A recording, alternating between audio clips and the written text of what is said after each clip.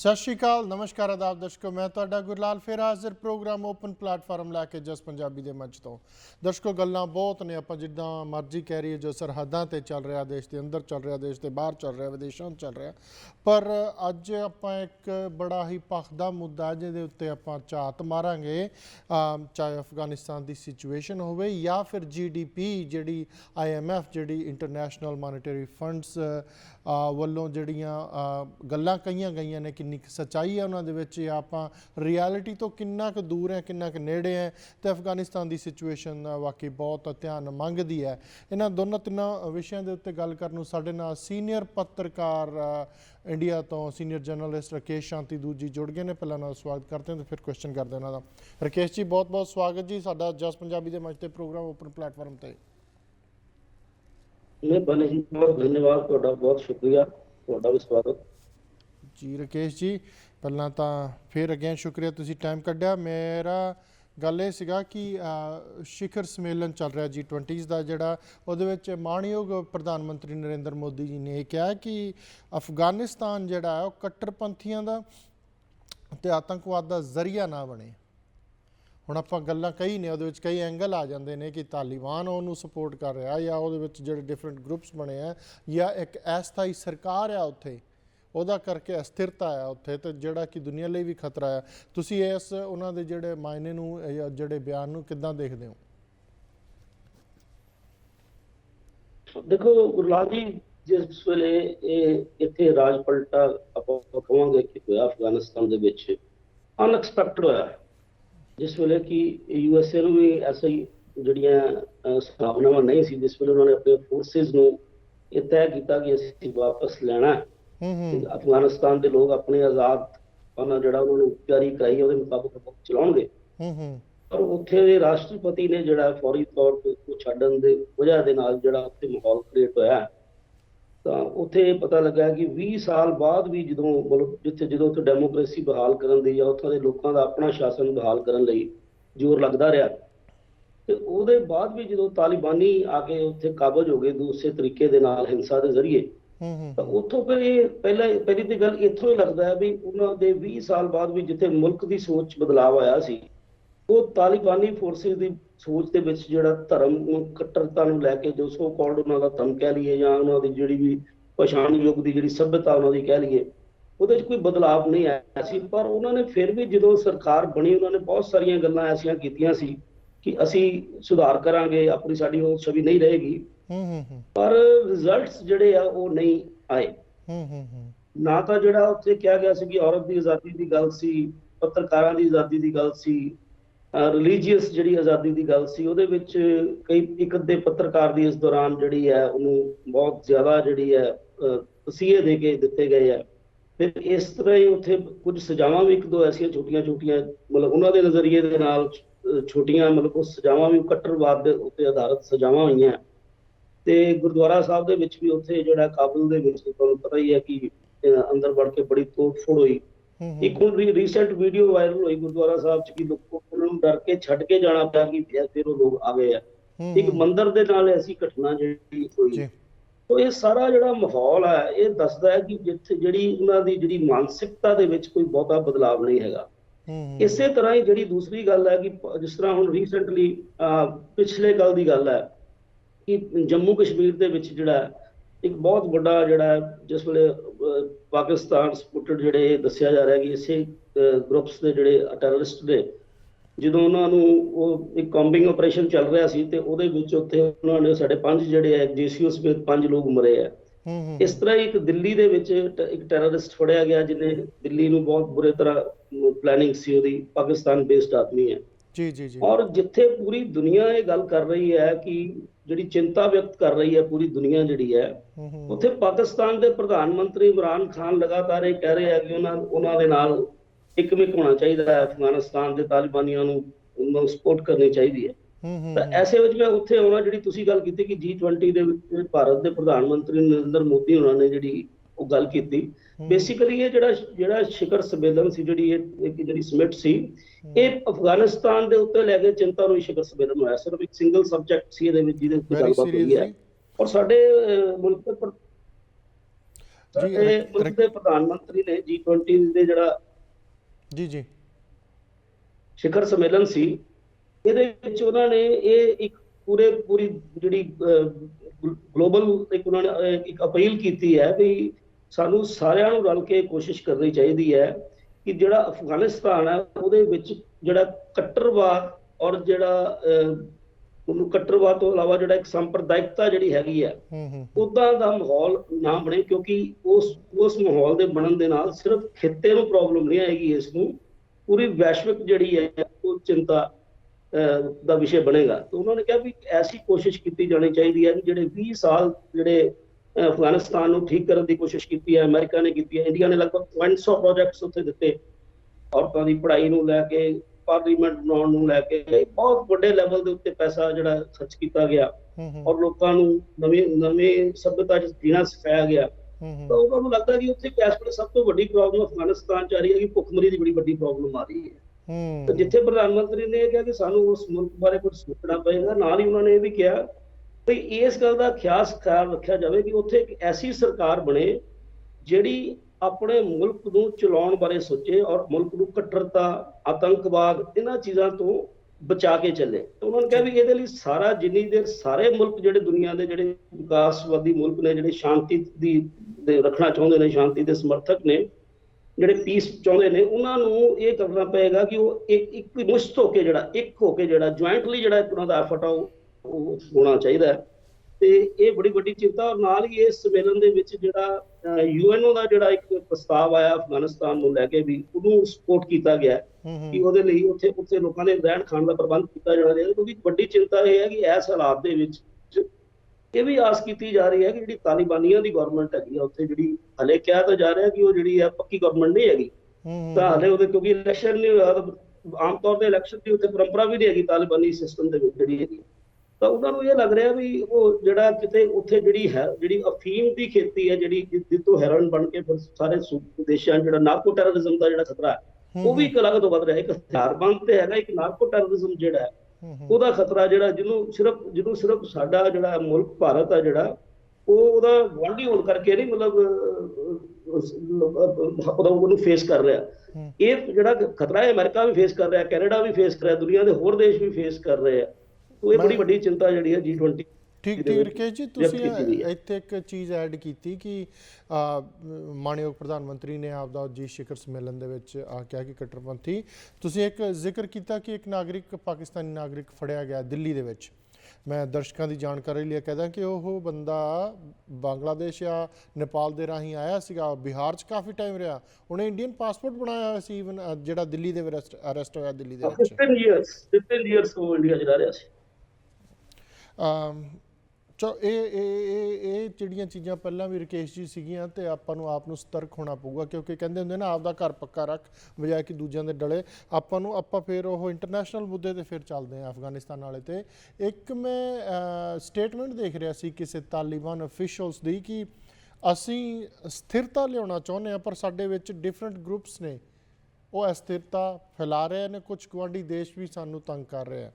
ਹੁਣ ਇੱਕ ਕਹਿਣ ਨੂੰ ਇੱਕ ਚੰਗੀ ਸਟੇਟਮੈਂਟ ਤਾਂ ਬਹੁਤ ਚੰਗੀ ਹੈ, ਪਰ ਗੱਲ ਹੈ ਵੀ ਜਦੋਂ ਤੁਸੀਂ ਟੇਕ ਓਵਰ ਕੀਤਾ ਸੀ ਐਜ਼ ਅ ਗਵਰਨਮੈਂਟ, ਮੁੱਢਲੀ ਰਿਸਪੌਂਸਿਬਿਲਿਟੀ ਸਰਕਾਰਾਂ ਦੀ ਬਣ ਜਾਂਦੀ ਕਿ ਦੇਸ਼ ਦੇ ਵਿੱਚ ਸਥਿਰਤਾ ਕਿੱਦਾਂ ਲਿਆਉਣੀ ਹੈ ਤੇ ਜਿਹੜੇ ਗਰੁੱਪਸ ਉੱਠ ਰਹੇ ਉਹਨਾਂ ਨੂੰ ਕਿੱਦਾਂ ਦਬਾਉਣਾ। ਤੁਹਾਨੂੰ ਨਹੀਂ ਲੱਗਦਾ ਇਹ 'ਚ ਕਮੀ ਉਹ ਆਪ ਦਿਖਾ ਰਹੇ ਨੇ? ਦੇਖੋ ਇਹਦੇ 'ਚ ਜਿਹੜੀ ਉਹਨਾਂ ਦੀ ਕਮਿਟਮੈਂਟ ਤਾਂ ਸ਼ੋ ਹੁੰਦੀ ਹੈ ਸਟੇਟਮੈਂਟ ਦੇ ਵਿੱਚ, ਉਸ ਵਿਅਕਤੀ ਦੀ ਨਿੱਜੀ ਤੌਰ ਦੇ ਉੱਤੇ ਜਿਹਦੀ ਇਹ ਸਟੇਟਮੈਂਟ ਆਈ, that is not a governmental ਜਿਹੜੀ ਹੈ ਸਟੇਟਮੈਂਟ, ਵਿਅਕਤੀਗਤ ਹੋ ਸਕਦੀ ਹੈ, ਕਿਉਂਕਿ ਵਿੱਚ ਜਿਹੜਾ ਹੈ ਐਸੇ ਵੀ ਮੈਸੇਜ ਆਉਂਦੇ ਨੇ ਜਿਹੜਾ ਉਹਨਾਂ ਨੇ ਬੇਸ਼ੱਕ ਨਾਂ ਨਹੀਂ ਲਿਆ ਵੀ ਕੁਝ ਲੋਕ ਸਾਨੂੰ ਤੰਗ ਕਰ ਰਹੇ ਆ, ਕਿਉਂਕਿ ਜਿੱਦਾਂ ਪਾਕਿਸਤਾਨ ਔਰ ਚਾਈਨਾ ਦੇ ਇੰਟਰਸਟ ਨੇ ਅਫਗਾਨਿਸਤਾਨ ਦੇ ਵਿੱਚ ਐਸੀ ਸਥਿਤੀ ਬਣੀ ਰਵੇ। ਇਸ ਕਰਕੇ ਪਿੱਛੇ ਜਦੋਂ ਹੋਇਆ ਸੀ ਜਿਹੜਾ ਪਾਕਿਸਤਾਨ ਦੇ ਨਾਲ ਲੱਗਦਾ ਏਰੀਆ, ਜਿਹੜੀ ਦੂਸਰੀ ਪ੍ਰੋਬਲਮ ਸੀ, ਉਹਨਾਂ ਨੇ IS ਦੇ ਬੰਦੇ ਜਿਹੜੇ ਆ ਉਹ ਜਿਹੜੀ ਤਾਲਿਬਾਨੀ ਗਵਰਨਮੈਂਟ ਨੇ ਕੁਝ ਬੰਦੇ ਉੱਥੇ ਮਾਰੇ ਵੀ ਸੀ ਉਹਨਾਂ ਨੇ, ਜਿਹੜਾ ਬਿਨ ਲਾਦੇਨ ਦਾ ਜਿਹੜਾ ਗਰੁੱਪ ਜਿਹੜਾ ਇਸਲਾਮਿਕ ਸਟੇਟ ਦਾ ਕਰਕੇ ਹੈਗਾ ਸੀ। ਕੁਝ ਲੋਕ ਐਸੇ ਜ਼ਰੂਰ ਹੋਣਗੇ ਉਹਨਾਂ ਗਰੁੱਪ ਤੇ ਜਿਹੜੇ ਥੋੜੇ ਮਤਲਬ ਸਿਵਲਾਈਜ਼ਡ ਹੋ ਚੁੱਕੇ ਹੋਣਗੇ, ਥੋੜੇ ਜਿਹੜੇ ਗਲੋਬਲੀ ਇਨ ਟੱਚ ਹੋਣਗੇ, ਜਿਨ੍ਹਾਂ ਨੂੰ ਇਹ ਲੱਗਦਾ ਹੋਏਗਾ ਕਿ ਜਿਹੜਾ ਹੁਣ ਦਾ ਜਿਹੜਾ ਯੁੱਗ ਹੈ ਉਹ ਪੀਸ ਦੇ ਨਾਲ ਹੀ ਚੱਲਣਾ ਹੈ, ਹਰ ਜਿਹੜੇ ਹਿਊਮਨ ਰਾਈਟਸ ਜਿਹੜੇ ਲੋਕਾਂ ਨੂੰ ਦੇਣੇ ਪੈਣਗੇ।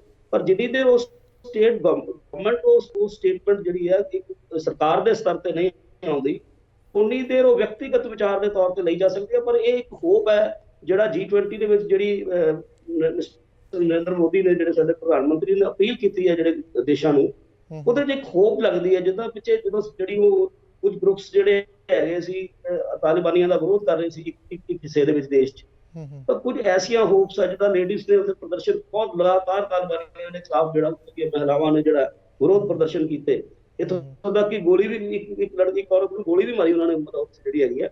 ਬਟ ਫਿਰ ਵੀ ਉਹ ਪ੍ਰੋਟੈਸਟ ਚੱਲ ਰਹੇ ਆ। ਤਾਂ ਇਹ ਇੱਕ ਵਿਸ਼ਵ ਲਈ ਹੋਪ ਹੈਗੀ ਹੈ, ਪੂਰੀ ਦੁਨੀਆ ਲਈ ਇੱਕ ਹੋਪ ਹੈਗੀ ਹੈ। ਜਿਹੜਾ ਕੌਮਾਂਤਰੀ ਜਿਹੜਾ ਭਾਈਚਾਰਾ ਹੈ ਅਫਗਾਨਿਸਤਾਨ ਨੂੰ ਠੀਕ ਕਰਨਾ ਚਾਹੁੰਦਾ ਕਿ ਉੱਥੇ ਕੁਝ ਲੋਕ ਐਸੇ ਜ਼ਰੂਰ ਹੈਗੇ ਆ ਜਿਨ੍ਹਾਂ ਜਿਹੜੇ ਇਸ ਕਿਸਮ ਦੀ ਸੋਚ ਦੇ ਨਾਲ ਚੱਲਣ ਦੀ ਇੱਛਾ ਰੱਖਦੇ। ਜੀ ਰਕੇਸ਼ ਜੀ, ਆਪਾਂ ਨਾ ਇੱਕ ਕੁਇਕ ਬ੍ਰੇਕ ਲਈ ਰੁਕਦੇ ਹਾਂ, ਅੱਗੇ ਆਉਂਦੇ ਹਾਂ ਕਿ ਇਹਦੇ ਨਾਲ ਹੋਰ ਜਿਹੜੇ ਆਪਣੇ ਤੋਂ ਗੁਆਂਢੀ ਨੇ, ਵਿਚਾਲੇ ਗੁਆਂਢੀ ਆਪਣਾ ਹੋਰ ਵੀ ਹੈਗਾ, ਉਹ ਵੀ ਸੁੱਖਣਾ ਵਾਹਵਾ ਸੁਲੱਖਣਾ ਆ, ਅਤੇ ਖਤਰੇ ਕੀ ਨੇ ਦੁਨੀਆ ਤੋਂ, ਉਹਦੇ ਬਾਰੇ ਆਪਾਂ ਗੱਲ ਕਰਾਂਗੇ। ਪਰ ਆਪਾਂ ਰੁਕਣਾ ਪੈ ਰਿਹਾ ਇੱਕ ਛੋਟੀ ਜਿਹੀ ਬ੍ਰੇਕ ਲਈ। ਦਰਸ਼ਕੋ, ਸਾਡੇ ਨਾਲ ਬਣੇ ਹੋਏ ਨੇ ਮਾਣਯੋਗ ਰਕੇਸ਼ ਸ਼ਾਂਤੀ ਦੂਤ ਜੀ, ਇੰਡੀਆ ਤੋਂ ਸੀਨੀਅਰ ਜਰਨਲਿਸਟ ਨੇ, ਬਹੁਤ ਚੰਗਾ ਇਹ ਇੰਟਰਨੈਸ਼ਨਲ ਮੁੱਦਿਆਂ 'ਤੇ ਬੜੀ ਜਾਣਕਾਰੀ ਰੱਖਦੇ। ਆਪਾਂ ਰੁਕਣਾ ਪੈ ਰਿਹਾ ਇੱਕ ਛੋਟੀ ਜਿਹੀ ਬ੍ਰੇਕ ਲਈ, ਇੱਦਾਂ ਹੀ ਬਣੇ ਰਹੋ ਜਸ ਪੰਜਾਬੀ 'ਤੇ। ਪ੍ਰੋਗਰਾਮ ਓਪਨ ਪਲੇਟਫਾਰਮ ਜਸ ਪੰਜਾਬੀ ਦੇ ਮੰਚ ਤੋਂ। ਦਰਸ਼ਕੋ, ਆਪਣੇ ਨਾਲ ਬਣੇ ਹੋਏ ਨੇ ਮਾਣਯੋਗ ਸੀਨੀਅਰ ਜਰਨਲਿਸਟ ਰਕੇਸ਼ ਸ਼ਾਂਤੀ ਦੂਤ ਜੀ। ਰਕੇਸ਼ ਜੀ, ਬ੍ਰੇਕ ਤੋਂ ਬਾਅਦ ਸਵਾਗਤ ਫਿਰ ਤੁਹਾਡਾ। ਪਰ ਮੈਨੂੰ ਇੱਕ ਗੱਲ ਦੱਸੋ ਕਿ ਜਿਹੜੀ ਆਪਾਂ ਪਿਛਲੀ ਵਾਰ ਵੀ ਇਹ ਗੱਲ ਕੀਤੀ ਸੀਗੀ ਕਿ ਇੰਡੀਆ ਨੂੰ ਕੀ ਖਤਰੇ ਹੋ ਸਕਦੇ, ਇੰਡੀਆ ਦੀ ਏਕਤਾ ਅਖੰਡਤਾ ਅਤੇ ਜਿਹੜਾ ਆਤੰਕਵਾਦ ਦਾ ਖਤਰਾ ਮੰਡਰਾ ਰਿਹਾ ਉਹ ਤਾਂ ਹੋ ਹੀ ਸਕਦਾ, ਪਰ ਮੈਨੂੰ ਇਹ ਦੱਸੋ ਕਿ ਲੋਕਾਂ ਦੇ ਖਦਸ਼ੇ ਵੀ ਬਹੁਤ ਹੈ। ਇੱਕ ਆਰਟੀਕਲ ਵੀ ਮੈਂ ਕੱਲ੍ਹ ਪਰਸੋਂ ਪੜ੍ਹ ਰਿਹਾ ਸੀਗਾ ਕਿ ਜਿੰਨੀ ਅਸਥਿਰਤਾ ਅਫਗਾਨਿਸਤਾਨ ਦੇ ਵਿੱਚ ਹੈ, ਅਤੇ ਵਿਚਾਲੇ ਤਾਂ ਥੋੜ੍ਹਾ ਜਿਹਾ ਏਰੀਆ ਪੈਂਦਾ ਪਾਕਿਸਤਾਨ ਦਾ, ਉਹਦੇ ਵਿੱਚ ਪਾਕਿਸਤਾਨ ਕੋਲ ਨਿਊਕਲੀਅਰ ਜਿਹੜੇ ਉਹਨਾਂ ਦੇ ਪਲਾਂਟ ਹੈ, ਨਿਊਕਲੀਅਰ ਵੈਪਨਸ ਦੇ, ਦੁਨੀਆ ਕਾਫੀ ਫਿਕਰਮੰਦ ਹੈ ਕਿ ਉਹ ਚੀਜ਼ ਉੱਥੇ ਤੱਕ ਉੱਪੜ ਗਈ ਤਾਂ ਦੁਨੀਆ ਨੂੰ ਕਿੰਨੇ ਖਤਰੇ 'ਚ ਪਾ ਸਕਦੀ ਹੈ ਤੁਹਾਡੇ ਹਿਸਾਬ ਨਾਲ? ਦੇਖੋ, ਜਦੋਂ ਵੀ ਆਪਣੇ ਕੋਲ ਜਦੋਂ ਅਸੀਂ ਟ੍ਰੇਡ ਟਾਵਰਸ ਦੀ ਗੱਲ ਜਿਹੜੀ ਬਹੁਤ ਹੀ ਜਿਹੜਾ ਦੁਖਾਂਤ ਸਾਡੇ ਇਸ ਜਿਹੜੀ ਭਾਈਚਾਰਕ ਔਰ ਸ਼ਾਂਤੀ ਪ੍ਰਿਯ ਜਿਹੜੀ ਦੁਨੀਆ ਦੇ ਵਿੱਚ ਜਦੋਂ ਆਉਂਦਾ ਹੈ, ਜਦੋਂ ਵੀ ਮਤਲਬ ਨਿਊਯਾਰਕ ਦੇ ਵਿੱਚ ਜਿਹੜਾ ਟ੍ਰੇਡ ਟਾਵਰਸ ਦੀ ਗੱਲ ਕਰਦੇ ਹਾਂ, ਜਦੋਂ IS ਨੇ ਉਹ ਕੀਤਾ ਸੀ, ਤੇ ਦੁਨੀਆ ਦੇ ਸਾਹਮਣੇ ਜਦੋਂ ਕਿਤੇ ਅਸਥਿਰਤਾ ਐਸੇ ਮੁਲਕਾਂ 'ਚ ਆਉਂਦੀ ਹੈ ਜਿਨ੍ਹਾਂ ਦਾ ਬੇਸਿਕਲੀ ਮਤਲਬ ਧਰਮ ਸ਼ਬਦ ਤੋਂ ਅਸੀਂ, ਕਿਉਂਕਿ ਧਰਮ ਦੀ ਵਿਆਖਿਆ ਬਹੁਤ ਵਿਸਤ੍ਰਿਤ ਹੈਗੀ, ਬਹੁਤ ਵਿਸ਼ਾਲ ਹੈ, ਮਤਲਬ ਜਿਨ੍ਹਾਂ ਨੇ ਇੱਕ ਆਪਣਾ ਧਰਮ ਹੀ ਇਹ ਬਣਾ ਲਿਆ ਹੋਵੇ ਕਿ ਅਸੀਂ ਪੂਰੀ ਦੁਨੀਆ ਦੇ ਵਿੱਚ ਜਿਹੜਾ ਉਹ ਟੈਰਰਿਜ਼ਮ ਫੈਲਾਉਣਾ ਹੈ, ਜਾਂ ਉਹਨਾਂ ਦੇ ਸਪੋਰਟਰਸ ਕੁਝ ਐਸੇ ਹੁੰਦੇ ਆ, ਤਾਂ ਉਹ ਜਿਹੜੀ ਅਸਥਿਰਤਾ ਹੈ ਜਿਹੜਾ ਅਸੀਂ ਉਦੋਂ ਫੇਸ ਕੀਤਾ, ਕਿਉਂਕਿ ਉਦੋਂ ਵੀ ਬਹੁਤ ਸਾਰੇ ਐਸੀਆਂ ਕੁਝ ਗੱਲਾਂ ਸੀ ਜਿਹਦੇ ਤੇ ਉਸ ਸਮੇਂ ਐਸਾ ਵਿਸ਼ਵਾਸ ਨਹੀਂ ਸੀ ਹੁੰਦਾ ਕਿ ਐਸੀਆਂ ਗੱਲਾਂ ਹੁੰਦੀਆਂ ਹੋਣਗੀਆਂ। ਅਲਰਟ ਤਾਂ ਕੀਤਾ ਜਾਂਦਾ ਸੀ ਵੀ ਫਲਾਣਾ ਦੇਸ਼ ਫਲਾਣੇ ਨੂੰ ਕਰ ਰਿਹਾ ਹੈ, ਹੋ ਰਿਹਾ, ਪਰ ਫਿਰ ਵੀ ਸੀ ਕਿ ਮਨੁੱਖਤਾ ਕੋਈ ਚੀਜ਼ ਹੁੰਦੀ ਹੈ। ਪਰ ਉਸ ਜਿਹੜਾ ਹਮਲੇ ਤੋਂ ਬਾਅਦ ਜਿਹੜਾ ਹੈ ਸਮਝਿਆ ਵੀ ਇਹਨਾਂ ਚੀਜ਼ਾਂ ਨੂੰ ਰੋਕਣਾ ਹੀ ਪਏਗਾ। ਉਹ ਐਕਸਟ੍ਰੀਮ ਹੈ ਜਿਹੜੀ ਤੁਸੀਂ ਜਿਹੜੇ ਖਦਸ਼ਿਆਂ ਦੀ ਗੱਲ ਕਰਦੇ ਜਿਹਨਾਂ ਜਿਸ ਤਰ੍ਹਾਂ ਦੇਖੋ ਕਿ ਭਾਰਤ ਇਹ ਬਾਰ-ਬਾਰ ਕਹਿ ਰਿਹਾ ਸੀ ਕਿ ਅਫਗਾਨਿਸਤਾਨ ਦੇ ਵਿੱਚ ਅਗਰ ਤਾਲਿਬਾਨੀ ਠੀਕ ਸਪਸ਼ਟ ਤਰੀਕੇ ਦੇ ਨਾਲ ਜਿਹੜੀ ਗਵਰਨਮੈਂਟ ਇੱਕ ਪਬਲਿਕ ਦੀ ਗਵਰਨਮੈਂਟ ਨਹੀਂ ਬਣਾਉਂਦੇ, ਪਬਲਿਕ ਦੀ ਜਿਹਦੇ ਚ ਹਰ ਜਿਹੜੀ ਉੱਥੇ ਦੀ ਪਬਲਿਕ ਹੈ, ਜਿਹਦੇ ਚ ਮਹਿਲਾਵਾਂ ਵੀ ਨੇ, ਯੂਥ ਵੀ ਨੇ, ਮਿਨੋਰਿਟੀਜ਼ ਦੀ ਗੱਲ ਵੀ ਕੱਲ ਪ੍ਰਧਾਨ ਮੰਤਰੀ ਨੇ ਕੀਤੀ ਕਿ ਉੱਥੇ ਦੀ ਮਿਨੋਰਿਟੀਜ਼ ਨੂੰ ਵੀ ਜਿਹੜਾ ਉਹ ਹੋਣਾ ਚਾਹੀਦਾ। ਉਹ ਕੰਪਲੀਟ ਜਦੋਂ ਰਿਪਰੈਜ਼ੈਂਟੇਟਿਵ ਵਾਲੀ ਕੋਈ ਗਵਰਨਮੈਂਟ ਜਿੰਨੀ ਦੇਰ ਉੱਥੇ ਨਹੀਂ ਬਣਦੀ ਉਨੀ ਦੇਰ ਉੱਥੋਂ ਇਹ ਆਸ ਨਹੀਂ ਕੀਤੀ ਜਾ ਸਕਦੀ। ਔਰ ਸਾਡੇ ਇੱਥੇ ਸ਼ੰਕਾ ਵਿਅਕਤ ਕੀਤੀ ਸੀ ਕਿ ਇਸ ਹਾਲਾਤ ਦੇ ਵਿੱਚ ਭਾਰਤ ਲਈ ਜਿਹੜੀ ਪ੍ਰੋਬਲਮ ਜ਼ਰੂਰ ਹੋਏਗੀ। ਤੁਸੀਂ ਦੇਖੋ ਕਿ ਹੁਣ ਭਾਰਤ ਦੇ ਵਿੱਚ ਜਿਹੜਾ ਹੈ ਜੰਮੂ ਕਸ਼ਮੀਰ 'ਚ, ਮੈਂ ਤੁਹਾਨੂੰ ਹੁਣੇ ਇੱਕ ਇਨਸੀਡੈਂਟ ਦੱਸਿਆ, ਪਿਛਲੇ 15 ਦਿਨਾਂ 'ਚ 2-3 ਇਨਸੀਡੈਂਟ ਆ, ਯਕਦਮ ਟੈਰਰਿਜ਼ਮ 'ਚ ਤੇਜ਼ੀ ਆਈ ਹੈ। ਦੈਟ ਮੀਨਸ ਕਿ ਉਹ ਕਿਤੇ ਨਾ ਕਿਤੇ ਸਪੋਰਟਿਵ ਦੁਬਾਰਾ ਤੋਂ ਉਸ ਤਰ੍ਹਾਂ ਦਾ ਹੋ ਰਿਹਾ। ਬਲੋਚਿਸਤਾਨ ਦੇ ਵਿੱਚ ਲੋਕ ਬੜੇ ਪੀਸਫੁਲ ਲੋਕ ਨੇ ਉੱਥੇ ਦੇ, ਜਿਹੜੇ ਆਪਣੇ ਆਜ਼ਾਦ ਹੈ ਕਿ ਉੱਥੇ ਵੀ ਆਜ਼ਾਦੀ ਦੀ ਉਹ ਮੰਗ ਕਰ ਰਹੇ ਨੇ ਪਾਕਿਸਤਾਨ ਕੋਲੋਂ। ਤਾਂ ਉੱਥੇ ਵੀ ਜਿਹੜਾ ਇੱਕ ਬੰਬ ਬਲਾਸਟ ਉੱਥੇ ਬਹੁਤ ਵੱਡਾ ਹੋਇਆ, ਪਿੱਛੇ ਕਾਰ ਦੇ ਵਿੱਚ ਹੋਇਆ। ਸੋ ਇਹ ਇੱਕਦਮ ਜਿਹੜੀਆਂ ਗਤੀਵਿਧੀਆਂ ਹੈਗੀਆਂ, ਫਿਰ ਇਹਦੇ ਵਿੱਚ ਜਿਹੜਾ ਹੁੰਦਾ ਕਿ ਬਹੁਤ ਸਾਰੇ ਆਮ ਤੌਰ ਤੇ ਖਾਸ ਤੌਰ ਤੇ ਤੁਸੀਂ ਆਪਾਂ ਗੱਲ ਅਮਰੀਕਾ ਦੀ ਕਰਦੇ ਹਾਂ ਤਾਂ ਹਿਊਮਨ ਰਾਈਟਸ ਦੀ ਬਹੁਤ ਵੱਡਾ ਝੰਡਾ ਬਰਦਾਰ ਹੈ, ਕੈਨੇਡਾ ਅਮਰੀਕਾ ਦੀ ਜਦੋਂ ਗੱਲ ਕਰਦੇ ਹਾਂ ਤਾਂ ਇਟ ਮੀਨਸ ਕਿ ਪੂਰੀ ਦੁਨੀਆ ਜਿਹੜੀ ਹੈ ਉਹ ਮਨੁੱਖੀ ਅਧਿਕਾਰਾਂ ਦੀ ਗੱਲ ਕਰਦੀ ਹੈ। ਪਰ ਬਹੁਤ ਸਾਰੇ ਦੇਸ਼ਾਂ ਦੇ ਕਈਆਂ ਦੇ ਫਾਈਨੈਂਸ਼ੀਅਲ ਇਕਨੋਮਿਕ ਇੰਟਰਸਟ ਨੇ, ਜਿਨ੍ਹਾਂ ਨੇ ਉਹਨਾਂ ਦੇ ਟ੍ਰੇਡ ਦੇ ਇੰਟਰਸਟ ਨੇ, ਬਿਜ਼ਨਸ ਦੇ ਇੰਟਰਸਟ ਨੇ, ਜਿਨ੍ਹਾਂ ਨੂੰ ਲੈ ਕੇ ਉਹਨਾਂ ਦੇ ਦਿਮਾਗ ਤੇ ਉਹ ਚੀਜ਼ ਹਾਵੀ ਹੈ। ਔਰ ਉਹ ਜਿਹੜੀ ਉਹਨਾਂ ਦੀ ਉਹਨੂੰ ਕਹਿ ਤਾਂ ਡਿਪਲੋਮੈਟਿਕ ਰਿਲੇਸ਼ਨਸ ਹੈ, ਦੂਸਰੇ ਹੈ, ਪਰ ਜਿਹੜੇ ਉਹਦੇ ਰਿਜ਼ਲਟਸ ਹੋਰ ਦੇਸ਼ਾਂ ਲਈ ਆ ਰਹੇ ਆ, ਨੇੜੇ ਦੇ ਦੇਸ਼ਾਂ ਲਈ ਆ ਰਹੇ ਆ, ਤੁਸੀਂ ਦੁਨੀਆ ਦਾ ਜ਼ਿਕਰ ਕੀਤਾ ਸੀ, ਤਾਂ ਮੈਂ ਤੁਹਾਨੂੰ ਇਹੀ ਕਹਿਣਾ ਚਾਹੂੰਗਾ ਕਿ ਜੇ ਇਸ ਚੀਜ਼ ਨੂੰ ਨਾ ਰੋਕਿਆ ਗਿਆ, ਪੂਰੀ ਦੁਨੀਆ ਇਕੱਠੀ ਹੋ ਕੇ ਇਹਨੂੰ ਨਾ ਰੋਕਣ ਤੇ ਆਈ, ਤੇ ਫਿਰ ਜਿਹੜਾ ਅਸੀਂ ਐਕਸਟ੍ਰੀਮ ਜਿਹੜਾ ਟ੍ਰੇਡ ਟਾਵਰਸ ਦੇ ਉੱਪਰ ਜਿਹੜਾ ਹਵਾਈ ਹਮਲਾ ਹੋਇਆ, ਜਿਹਦੇ ਵਿੱਚ ਮਤਲਬ ਉਸ ਤੋਂ ਦੁਖਾਵੀ ਘਟਨਾ ਹੀ ਨਹੀਂ ਪੂਰੀ ਦੁਨੀਆ 'ਚ ਕੋਈ ਟੈਰਰਿਜ਼ਮ ਨਾਲ ਰਿਲੇਟਡ ਜਿਹੜੀ ਹੈ। ਤਾਂ ਮੈਨੂੰ ਲੱਗਦਾ ਵੀ ਇਹ ਜੇ ਪੂਰੀ ਦੁਨੀਆ ਇਕੱਠੀ ਨਾ ਹੋਈ, ਹਲੇ ਵੀ ਤਾਲਿਬਾਨ ਦੇ ਮਤਲਬ ਅਫਗਾਨ ਦੇ ਵਿੱਚ ਅੱਛੀ ਆਲ ਜਿਹੜੇ ਉਹਦੇ ਫੈਕਟਸ ਨੇ, ਜਿਹੜੇ ਸੈਕਟਸ ਨੇ ਹੈਗੇ, ਮਿਨੋਰਿਟੀ ਹੈ, ਉੱਥੇ ਦੇ ਪੜ੍ਹੇ ਲਿਖੇ ਲੋਕ ਨੇ, ਯੂਥ ਹੈ, ਲੇਡੀਜ਼ ਹੈ, ਉਹਨਾਂ ਦੀ ਇੱਕ ਰਲੀ ਮਿਲੀ ਅੱਛੀ ਸਰਕਾਰ ਨਹੀਂ ਬਣਦੀ ਉਦੋਂ ਤੱਕ ਇਸ ਕਿਸਮ ਦੇ ਖਤਰੇ ਜਿਹੜੇ ਹੈ ਉਹ ਬਣੇ ਹੋਣਗੇ। ਕਿਉਂਕਿ ਜਿਹੜਾ ਥੋੜੇ ਸਮੇਂ 'ਚ ਜਿਹੜੇ ਰਿਜ਼ਲਟ ਆਏ ਆ ਨਾ, ਜਿਹੜੀ ਗੱਲ ਸ਼ੁਰੂ ਬਣਨ ਲੱਗੇ ਉਹਨਾਂ ਨੇ ਕਿਹਾ ਸੀ ਕਿ ਸਾਡਾ ਸਰੂਪ ਹੋਰ ਹੋਏਗਾ, ਅਸੀਂ ਚੇਂਜ ਲਿਆਵਾਂਗੇ। ਅਸੀਂ ਉਦੋਂ ਅਸੀਂ ਵੀ ਗੱਲ ਕਰ ਰਹੇ ਸੀ ਬਈ ਤਾਲਿਬਾਨਾਂ ਦੇ ਵਿੱਚ ਵੀ ਕੋਈ ਮੋਡਰੇਟ ਲੋਕ ਆਏ ਹੋਣਗੇ ਪਿਛਲੇ 20 ਸਾਲਾਂ 'ਚ, ਅਗਰ ਉੱਥੇ ਦੀ ਸੋਸਾਇਟੀ ਮੋਡਰੇਟ ਹੋਈ ਹੈ। ਤੇ ਉਹ ਜਿਹੜੀ ਇੱਕ ਸਟੇਟਮੈਂਟ ਦਾ ਤੁਸੀਂ ਜ਼ਿਕਰ ਕੀਤਾ, ਸ਼ਾਇਦ ਉਹਨਾਂ 'ਚੋਂ ਇੱਕ ਹੋਵੇ ਜਿਹੜੀ ਇੱਕ ਹੋਪ ਹੈਗੀ ਹੈ। ਬਟ ਓਵਰਆਲ ਜਿਹੜੇ ਰਿਜ਼ਲਟ ਆਏ ਆ ਉਹ ਦੁਨੀਆ ਦੀ ਹਲੇ ਖਤਰੇ ਦਾ ਸੰਕੇਤ ਦੇ ਰਹੇ। ਜੀ ਜੀ ਜੀ ਰਾਕੇਸ਼ ਜੀ, ਮੇਰਾ ਨਾ ਇੱਕ ਕੁਐਸਚਨ, ਆਪਾਂ ਫਿਰ ਹੋਰ ਕਿਸੇ ਵਿਸ਼ੇ ਵੱਲ ਚੱਲਦੇ ਹਾਂ। ਮੇਰਾ ਕੁਐਸਚਨ ਇਹ ਹੈ ਕਿ ਹਰ ਕੰਟਰੀ ਆਪਦਾ ਕ੍ਰਾਈਟੇਰੀਆ ਰੱਖ ਰਿਹਾ ਕਿ ਅਸੀਂ ਤਾਲਿਬਾਨ ਨੂੰ ਮਾਨਤਾ ਤਾਂ ਦੇਵਾਂਗੇ ਜੇ ਉਹਦਾ ਲੈਵਲ ਆ ਹੋਇਆ, ਜੇ ਉਹਦਾ ਆ ਹੋਇਆ, ਹਰ ਕੰਟਰੀ ਦਾ ਆਪਦਾ ਰੱਖ ਰਿਹਾ। ਪਰ ਉਹ ਇੱਕ ਲੈਵਲ 'ਤੇ ਕਦੋਂ ਆਉਣਗੇ, ਕਿੱਦਾਂ ਆਉਣਗੇ, ਜੇ ਉਹਨਾਂ ਦੇ ਵਿੱਚ ਆਪਸ ਵਿੱਚ ਹੀ, ਪਹਿਲਾਂ ਤਾਂ ਉਹਨਾਂ ਦੀ ਪੰਜਸ਼ੀਲ ਘਾਟੀ ਦਾ ਇਸ਼ੂ ਸੀਗਾ, ਉਸ ਤੋਂ ਬਾਅਦ ਹੁਣ ਉਹਨਾਂ ਦੇ ਆਪਸ ਵਿੱਚ ਹੀ ਕਈ ਵੀ ISI ਜਿਹੜੇ ਹੈਗੇ ਖੁਰਾਸਾਨ ਆ ਜਾਂ ਕੋਈ ਹੋਰ ਚੱਲ ਰਿਹਾ ਆ, ਉਹ ਆਪਸ ਵਿੱਚ ਹੀ ਤਾਲਮੇਲ ਉਹਨਾਂ ਦਾ ਨਹੀਂ ਬੈਠ ਰਿਹਾ ਹੈ। ਉਹਨਾਂ ਦਾ ਵੀ ਪੰਜਾਬ ਕਾਂਗਰਸ ਵਾਲਾ ਹਾਲ ਹੋਇਆ ਹੋਇਆ ਇਸ ਟਾਈਮ। ਉਹ ਫਿਰ ਉਸ ਲੈਵਲ 'ਤੇ ਕਿੱਦਾਂ ਆਉਣਗੇ ਕਿ ਤਾਂ ਕਿ ਦੁਨੀਆ ਉਹਨਾਂ ਨੂੰ ਮਾਨਤਾ ਦੇ ਸਕੇ? ਦੇਖੋ, ਦੁਨੀਆ ਤਾਂ ਉੱਥੇ ਉਦੋਂ ਤੱਕ ਤਾਂ ਮਾਨਤਾ ਨਹੀਂ ਆ ਸਕਦੀ। ਜਿਹੜਾ ਤੁਸੀਂ ਬਹੁਤ ਅੱਛੀ ਗੱਲ ਕੀਤੀ ਵੀ ਜਿਹੜਾ ਇਸ ਵੇਲੇ ਜਿਹੜੇ ਉੱਥੇ ਦੇ ਮਾਹੌਲ ਹੈ, ਹਲੇ ਤੇ ਉਹਨਾਂ 'ਚ ਆਪਸ 'ਚ ਰਾਬਤਾ ਨਹੀਂ ਹੈਗਾ ਕਿ ਸਰਕਾਰ ਕਿੱਦਾਂ ਦੀ ਬਣੇਗੀ।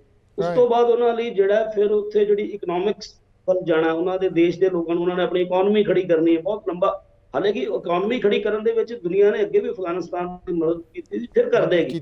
ਪਰ ਜਿੰਨੀ ਦੇਰ ਉਹ ਇਕੱਠੇ ਹੋ ਕੇ ਇੱਕ ਮੈਸੇਜ ਨਹੀਂ ਦੁਨੀਆ ਨੂੰ ਦਿੰਦੇ ਕਿ ਨਹੀਂ, ਅਸੀਂ ਅਗਰ ਮੰਨ ਲਓ ਕਿ ਤਾਲਿਬਾਨ ਨੇ ਕੋਈ ਚੇਂਜਸ ਲਿੱਤੀ ਹੈ, ਸੱਤਾ ਦੇ ਖਿਲਾਫ ਉਹਨਾਂ ਨੇ ਚੇਂਜ ਲਿਆਉਂਦੀ ਹੈ, ਪੂਰੇ ਬਹੁਤ ਸਾਰੇ ਮੁਲਕਾਂ 'ਚ ਆਉਂਦੀ ਹੈ, ਹਾਲਾਂਕਿ ਬਾਕੀ ਮੁਲਕਾਂ 'ਚ ਡੈਮੋਕ੍ਰੈਟਿਕ ਵੇ 'ਚ ਆਉਂਦੀ ਹੈ, ਪਰ ਇੱਥੇ ਜਿੱਦਾਂ ਵੀ ਆਈ ਹੈ, ਅਗਰ ਉਹ ਆਪਣੇ ਮੁਲਕ ਨੂੰ ਬਣਾਉਣਾ ਚਾਹੁੰਦੇ, ਕਿਉਂਕਿ ਮੁਲਕ ਤਾਂ ਤਾਲਿਬਾਨੀਆਂ ਦਾ ਵੀ ਅਫਗਾਨਿਸਤਾਨ ਹੀ ਮੁਲਕ ਹੈ ਜੀ, ਅਗਰ ਉਹ ਉੱਥੇ ਮੁਲਕ ਨੂੰ ਬਣਾਉਣਾ ਚਾਹੁੰਦੇ ਆ ਤੇ ਉਹਨਾਂ ਨੂੰ ਸਿੱਧੇ ਤੌਰ ਤੇ ਮੈਸੇਜ ਦੇਣਾ ਚਾਹੀਦਾ ਕਿ ਅਸੀਂ ਇਲੈਕਸ਼ਨ ਦੇ ਜ਼ਰੀਏ ਨਵੀਂ ਗਵਰਨਮੈਂਟ ਬਣਾਵਾਂਗੇ, ਸਾਰੇ ਲੋਕ ਉਹਦੇ ਪਾਰਟਿਸਿਪੇਟ ਕਰਨ, ਡੈਮੋਕ੍ਰੈਟਿਕ। ਅਗਰ ਉਹਨਾਂ ਨੇ ਦੁਨੀਆ ਤੋਂ ਮਾਨਤਾ ਲੈਣੀ ਹੈ ਤਾਂ ਅੱਜ ਦੁਨੀਆ ਦੇ ਜਿਹੜੇ ਹੈ ਮਤਲਬ ਮੋਰ ਦੈਨ 85% ਜਿਹੜੇ ਦੇਸ਼ ਆ ਉਹ ਡੈਮੋਕ੍ਰੇਸੀ ਦੇ ਨਾਲ ਚੱਲ ਰਹੇ। ਹਾਲਾਂਕਿ ਬਹੁਤ ਗਰੀਬ ਮੁਲਕ ਵੀ ਨੇ ਕਈ, ਬਹੁਤ ਸਾਰੇ ਜਿੱਥੇ ਕਿੰਗਸ਼ਿਪਸ ਵੀ ਨੇ, ਪਰ ਉੱਥੇ ਸੈਮੀ ਜਿਹੜੀ ਨਾਲ ਡੈਮੋਕ੍ਰੇਸੀ ਉੱਥੇ ਹੈ। ਲੋਕ ਵੋਟ ਕਰਦੇ ਨੇ, ਆਪਣੀ ਪਸੰਦ ਦੇ ਲੋਕਾਂ ਨੂੰ ਚੁਣਦੇ ਨੇ, ਆਪਣੀ ਪਸੰਦ ਦੀ ਉੱਥੇ ਦੇ ਦੇਸ਼ ਦਾ ਪ੍ਰਬੰਧ ਬਣਾਉਂਦੇ ਨੇ। ਪਰ ਅਫਗਾਨਿਸਤਾਨ ਦੇ ਸਿਲਸਿਲੇ 'ਚ ਜਿੰਨੀ ਦਿਨ ਤਾਲਿਬਾਨ ਨੇ ਹਲੇ ਤੱਕ ਇਹ ਡਿਮਾਂਡ ਹੀ ਨਹੀਂ ਕੀਤੀ। ਵੈਸੇ ਤਾਂ ਮੈਂ ਕਹੂੰਗਾ ਕਿ ਉਹਨਾਂ ਨੇ ਮਾਨਤਾ ਦੀ ਡਿਮਾਂਡ ਵੀ ਉਸ ਤਰ੍ਹਾਂ ਦੀ ਨਹੀਂ ਕੀਤੀ ਹਲੇ ਸਟਰੋਂਗਲੀ। ਹਲੇ ਤਾਂ ਆਪਣੇ ਆਪ 'ਚ ਲੜਾਈਆਂ ਸ਼ਾਮਲ ਨੇ ਦੂਸਰੇ ਨੇ। ਹਾਲਾਂਕਿ ਸ਼ੁਰੂ 'ਚ ਲੱਗਾ ਸੀ ਜਦੋਂ ਦੋਹਾ ਕਤਰ ਦੇ ਵਿੱਚ ਜਿਹੜੇ ਉਹਨਾਂ ਨੇ ਸਾਡੇ ਇੰਡੀਅਨ ਐਂਬੈਸਡਰ ਨੂੰ ਮਿਲਣ ਦੀ ਇੱਛਾ ਜ਼ਾਹਿਰ ਕੀਤੀ ਸੀ, ਮੁਲਾਕਾਤਾਂ ਹੋਈਆਂ ਸੀ, ਬਟ ਓਵਰਆਲ ਜਿਹੜਾ ਉਹਨਾਂ ਨੂੰ, ਮੈਨੂੰ ਲੱਗਦਾ ਹੈ ਕਿ ਤਾਲਿਬਾਨੀਆਂ ਨੂੰ ਆਪਣੇ ਦੇਸ਼ ਦੀ ਚਿੰਤਾ ਹਲੇ ਵੀ ਓਡੀ ਨਹੀਂ ਹੈਗੀ ਜਿੱਡੀ ਚਿੰਤਾ ਉਹਨਾਂ ਨੂੰ ਕਰਨੀ ਚਾਹੀਦੀ ਹੈ। ਰਾਈਟ ਰਾਕੇਸ਼ ਜੀ, ਆਪਾਂ ਨਾ ਇਹਨੂੰ ਛੱਡ ਦਈਏ ਕਿਉਂਕਿ ਆਪਾਂ ਹੁਣ ਕਾਫੀ ਇੱਥੇ ਡਿਸਕਸ ਕਰ ਲਿਆ, ਕਿਸੇ ਹੋਰ ਮੁੱਦੇ ਵੱਲ ਆਪਾਂ ਅਗਲੀ ਵਾਰ ਵੀ ਆਵਾਂਗੇ। ਪਰ ਹੁਣ ਆਪਾਂ ਨਾ ਇਹਨੂੰ ਛੱਡ ਕੇ ਆਪਾਂ ਪੰਜਾਬ ਆਉਂਦੇ ਹਾਂ। ਪਹਿਲਾਂ ਚਲੋ ਆਪਾਂ ਫਿਰ ਇੰਟਰਨੈਸ਼ਨਲ ਜਿਹੜਾ IMF ਆ, ਇੰਟਰਨੈਸ਼ਨਲ ਜਿਹੜਾ ਹੈਗਾ ਆ ਮੋਨੀਟਰੀ ਫੰਡਸ ਵਾਲਿਆਂ ਨੇ ਇੱਕ ਬਹੁਤ ਸੋਹਣੀ ਸੁਖਾਵੀਂ ਘਟਨਾ ਆਪਣੇ ਸੋਹਣੇ ਦੇਸ਼ ਮਹਾਨ ਭਾਰਤ ਲਈ ਕੀਤੀ ਹੈ ਕਿ ਉਹ ਆਉਣ ਵਾਲੇ ਸਾਲ ਦੇ ਵਿੱਚ ਸਾਰਿਆਂ ਤੋਂ ਜ਼ਿਆਦਾ GDP ਵਾਲਾ ਦੇਸ਼ ਹੋਊਗਾ, ਜਿਹੜੇ ਕਿ ਆંકੜੇ ਸਾਹਮਣੇ ਉਹਨਾਂ ਨੇ ਪੇਸ਼ ਕੀਤੇ ਅੱਜ। ਪਿਛਲੇ ਕੁਝ ਸਾਲਾਂ ਤੋਂ ਆਪਾਂ ਕਾਫੀ ਡਾਊਨ ਚੱਲੇ। ਤੁਹਾਨੂੰ ਕੀ ਲੱਗਦਾ ਕਿਹੜੇ ਬੇਸ 'ਤੇ ਉਹਨਾਂ ਨੇ ਕੀਤੇ ਆ, ਅਤੇ ਵਾਕਈ ਆਪਾਂ ਉਸ ਜਿਹੜੀ ਸਟੇਟਮੈਂਟ ਅੱਜ ਆਈ ਹੈ IMF ਵੱਲੋਂ ਉੱਤੇ ਆਪਾਂ ਖਰੇ ਉਤਰਾਂਗੇ? ਦੇਖੋ, ਮੈਨੂੰ ਐਸਾ ਲੱਗਦਾ ਕਿ ਜੇ ਅਸੀਂ ਸਾਡੇ ਇੰਡੀਆ ਦੇ ਵਿੱਚ ਵੀ ਬਹੁਤ ਸਾਰੀਆਂ ਜਿਹੜੀਆਂ ਮੁਸ਼ਕਿਲਾਂ ਨੂੰ ਅਸੀਂ ਫੇਸ ਕਰ ਰਹੇ ਹਾਂ, ਤਾਂ ਇਲੈਕਟ੍ਰਿਸਿਟੀ ਦੀ ਬਹੁਤ ਵੱਡੀ ਸਮੱਸਿਆ ਪੂਰਾ ਸਾਡਾ ਮੁਲਕ ਫੇਸ ਕਰ ਰਿਹਾ, ਫਿਰ ਕ੍ਰਾਈਸਿਸ ਨੇ ਮਤਲਬ ਇਸ ਕਿਸਮ ਦੇ। ਫਿਰ ਦੂਸਰੇ ਪਾਸੇ ਇਹ ਹੈ ਕਿ ਸਾਡੇ ਇੱਕ ਬਹੁਤ ਵੱਡਾ ਕਿਸਾਨ ਅੰਦੋਲਨ ਚੱਲ ਰਿਹਾ ਜਿਹਦੇ ਉੱਤੇ ਹਲੇ ਫੈਸਲਾ ਨਹੀਂ ਹੋ ਪਾ ਰਿਹਾ ਗਵਰਨਮੈਂਟ ਔਰ ਉਹਦੇ ਵਿੱਚ, ਔਰ ਲੰਬਾ 1 ਸਾਲ ਤੋਂ ਉੱਪਰ ਹੋ ਗਿਆ। ਔਰ ਇਹ ਕਿਉਂਕਿ ਅਗਲੇ ਕੁਝ ਸਮੇਂ 'ਚ 5 ਸੂਬਿਆਂ ਦੇ ਜਿਹੜੇ ਨੇ ਇਲੈਕਸ਼ਨ ਵੀ ਆ ਰਹੇ ਆ, ਤਾਂ ਉਹ ਇਹ ਅੰਦੋਲਨ ਹੋਰ ਇੰਟੈਂਸੀਫਾਈ ਹੋਣ ਦੀ ਮੈਨੂੰ ਐਸੀ ਮਤਲਬ ਖਦਸ਼ਾ ਲੱਗਦਾ ਕਿ ਹੋਰ ਇੰਟੈਂਸੀਫਾਈ ਹੋਏਗਾ ਅਗਰ ਇਹ ਸਮਝੌਤੇ ਨਹੀਂ ਹੁੰਦੇ। ਪਰ ਇਹਦੇ ਸਾਰੇ ਦੇ ਵਿੱਚ ਜਿਹੜੀ ਗੱਲ ਹੈ ਬੜੀ ਅੱਛੀ ਗੱਲ ਉੱਪਰ ਕੀ ਆਈ, ਜਿਹੜਾ ਤੁਸੀਂ ਕਿਹਾ ਕਿ IMF ਨੇ ਕਿੱਥੋਂ ਅੰਦਾਜ਼ਾ ਲਾਇਆ ਵੀ ਇਹ ਇਸ ਤਰ੍ਹਾਂ ਇੰਡੀਆ ਦੀ ਜਿਹੜੀ ਹੈ। ਦੇਖੋ ਅਗਰ ਅਸੀਂ ਇੰਡੀਆ ਬਦਲਦੇ ਇੰਡੀਆ ਦੀ ਅਸੀਂ ਇਹਦੀ ਤਾਕਤ ਦੇ ਨਜ਼ਰੀਏ ਨਾਲ ਗੱਲ ਕਰਦੇ ਹਾਂ ਤਾਂ ਬਦਲਦਾ ਇੰਡੀਆ ਜਿਹੜਾ ਹੈ ਦੁਨੀਆ ਦੇ ਬਾਕੀ ਦੇਸ਼ਾਂ ਦੀ ਅਗਰ ਮਾਰਕੀਟ ਬਹੁਤ ਵੱਡੀ ਹੈ ਤੇ ਇੰਡੀਆ ਦੇ ਵਿੱਚ ਜਿਹੜੇ ਨਵੀਆਂ ਚੀਜ਼ਾਂ ਸਕਿੱਲ ਇੰਡੀਆ ਆ ਰਿਹਾ ਹੈ, ਆਤਮ ਨਿਰਭਰ ਭਾਰਤ ਦੀ ਗੱਲ ਹੋ ਰਹੀ ਹੈ, ਬੈਂਕਸ ਜਿਹੜੇ ਆ ਉਹਨਾਂ ਨੇ ਰੇਟ ਆਫ ਇੰਟਰਸਟ ਜਿਹੜਾ ਕਰਜ਼ ਦਾ ਉਹਨੂੰ ਸੀਮਿਤ ਰੱਖਿਆ, ਵਧਾ ਨਹੀਂ ਰਹੇ। ਇਸੇ ਤਰ੍ਹਾਂ ਜਿਹੜਾ ਹੈਗਾ ਕਿ ਇਹ ਕੋਵਿਡ ਪੀਰੀਅਡ ਦੇ ਵਿੱਚ ਤਾਂ ਸਾਡੀ ਜਿਹੜੀ GDP ਗਰੋਥ ਆ ਬਹੁਤ ਥੱਲੇ ਚਲੀ ਗਈ ਸੀ, ਜਿਹੜੀ ਪਿਛਲੇ ਸਾਲ ਦੀ, ਕਿਉਂਕਿ ਇਹ ਸਾਡੀ ਜਿਹੜੀ GDP ਰਿਪੋਰਟ ਇੰਡੀਆ ਦੀ ਆਉਂਦੀ ਉਹ ਹਰ ਮਤਲਬ ਕੁਆਟਰ ਤੇ ਆਉਂਦੀ ਹੈ, ਹਰ 3 ਮੰਥਸ ਦੇ ਬਾਅਦ ਉਹ ਆਉਂਦੀ ਹੈ। ਤਾਂ ਪਿਛਲੇ ਸਾਲ ਦੀ ਜਿਹੜੀ ਤਿਮਾਹੀ ਸੀ ਉਹਦੇ ਵਿੱਚ ਸਾਡੀ ਜਿਹੜੀ ਗਰੋਥ ਸੀ -23.8% ਸੀ ਜੀ। ਪਰ ਰੀਸੈਂਟਲੀ ਜਿਹੜੀ ਸਾਡੀ ਹੁਣ ਲੇਟੈਸਟ ਆਈ ਹੈ ਉਹ ਸਾਡੀ 21.9 ਪੋਜ਼ਿਟਿਵ ਆਈ ਹੈ। ਸੋ ਇਹ ਸੰਕੇਤ ਦਿੰਦੀ ਹੈ, IMF ਨੂੰ ਵੀ ਇਹ ਸੰਕੇਤ ਦਿੰਦੀ ਹੈ। ਔਰ ਇੱਕ ਹੋਰ ਬਹੁਤ ਵੱਡੀ ਗੱਲ ਹੈ ਕਿ ਜਦੋਂ ਸ਼ੁਰੂ 'ਚ ਇੱਕ ਐਸਾ ਖਦਸ਼ਾ ਸੀ ਜਦੋਂ ਕੋਵਿਡ ਆਇਆ ਵੀ ਭਾਰਤ ਵਰਗੇ ਮੁਲਕ ਦੀ ਜਿਹੜੀ ਪੁਰਾਣੀ ਛਵੀ ਸੀ ਵੀ ਗਰੀਬ ਦੇਸ਼ਾਂ 'ਚ ਵਾਂਗੂ ਆ ਸ਼ਾਇਦ, ਤਾਂ ਇਹ ਫੇਸ ਕਿੱਦਾਂ ਕਰੂਗਾ। ਪਰ ਇੰਡੀਆ ਨੇ ਉਸ ਫੀਲਡ ਦੇ ਵਿੱਚ ਜਿਹੜਾ ਦੁਨੀਆ ਨੂੰ ਲੀਡ ਕੀਤਾ, ਬਹੁਤ ਸਾਰੇ ਦੇਸ਼ਾਂ ਨੂੰ ਜਿਹੜੀ ਹੈ ਉਹ ਵੈਕਸੀਨ ਆਪਣੇ ਨਹੀਂ ਲਾਈ, ਬਾਕੀਆਂ ਨੂੰ ਵੀ ਦਿੱਤਾ।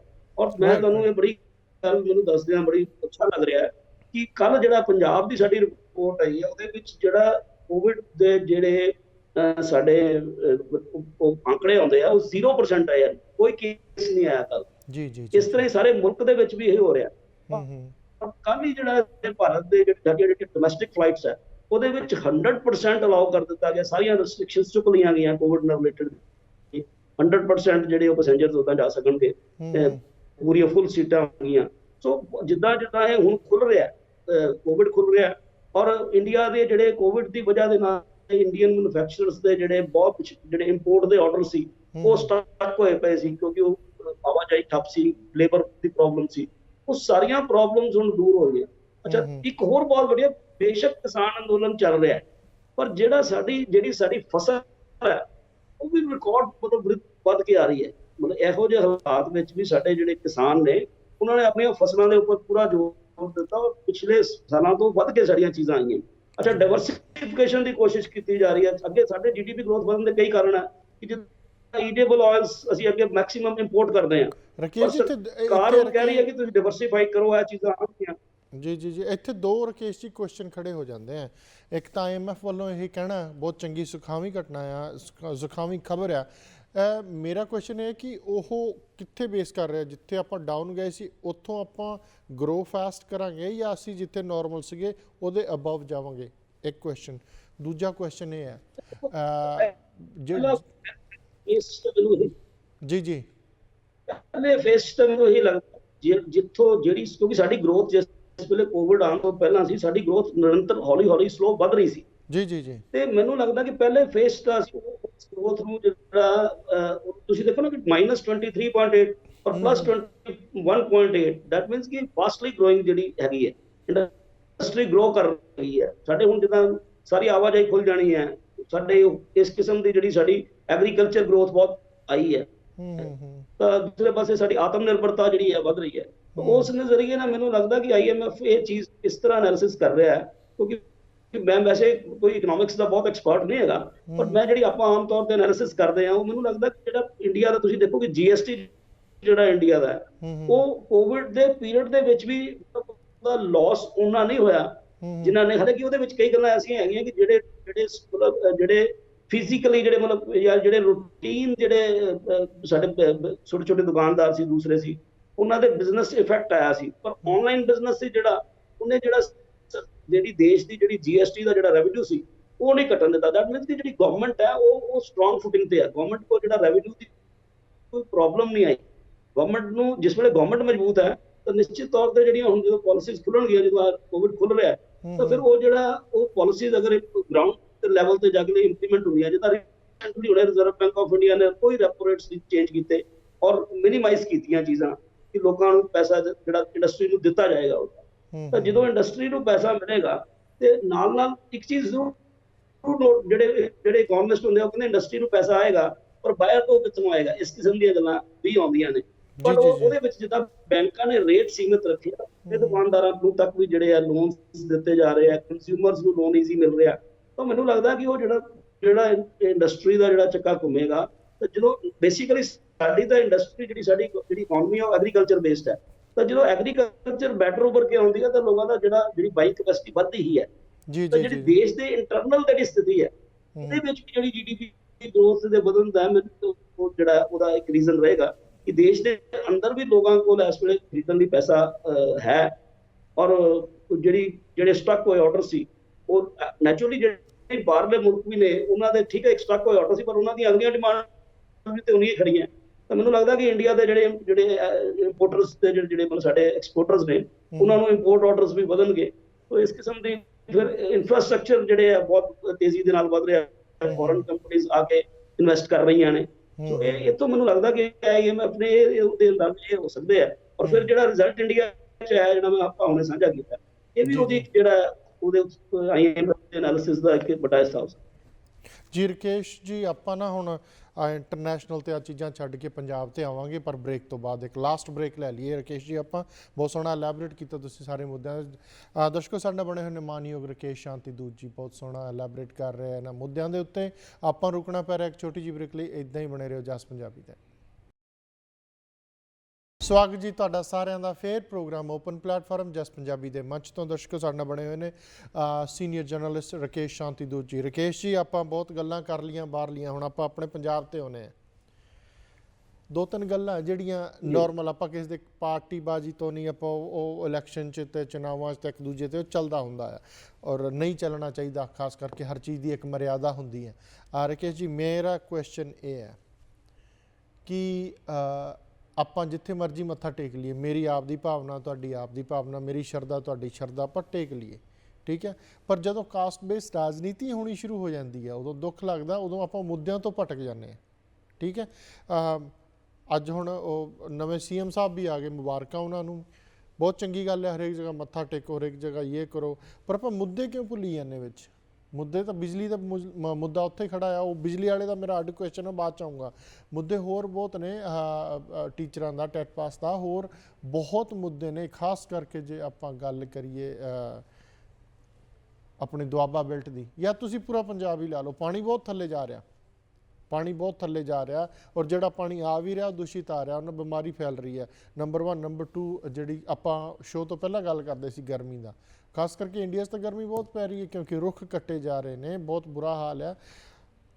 ਉਸ ਬਾਰੇ, ਸੀਰੀਅਸ ਇਸ਼ੂਜ਼ ਬਾਰੇ ਗੱਲ ਕਿਉਂ? ਬਹੁਤ ਚੰਗੀ ਗੱਲ ਹੈ ਤੁਸੀਂ ਸਾਦਾ ਵਿਆਹ ਕਰੋ, ਬਹੁਤ ਚੰਗੀ ਗੱਲ ਹੈ ਤੁਸੀਂ ਹਰੇਕ ਦੇ ਦੁੱਖ ਸੁੱਖ 'ਤੇ ਪਹੁੰਚਣਾ ਵੀ ਚਾਹੀਦਾ ਆ।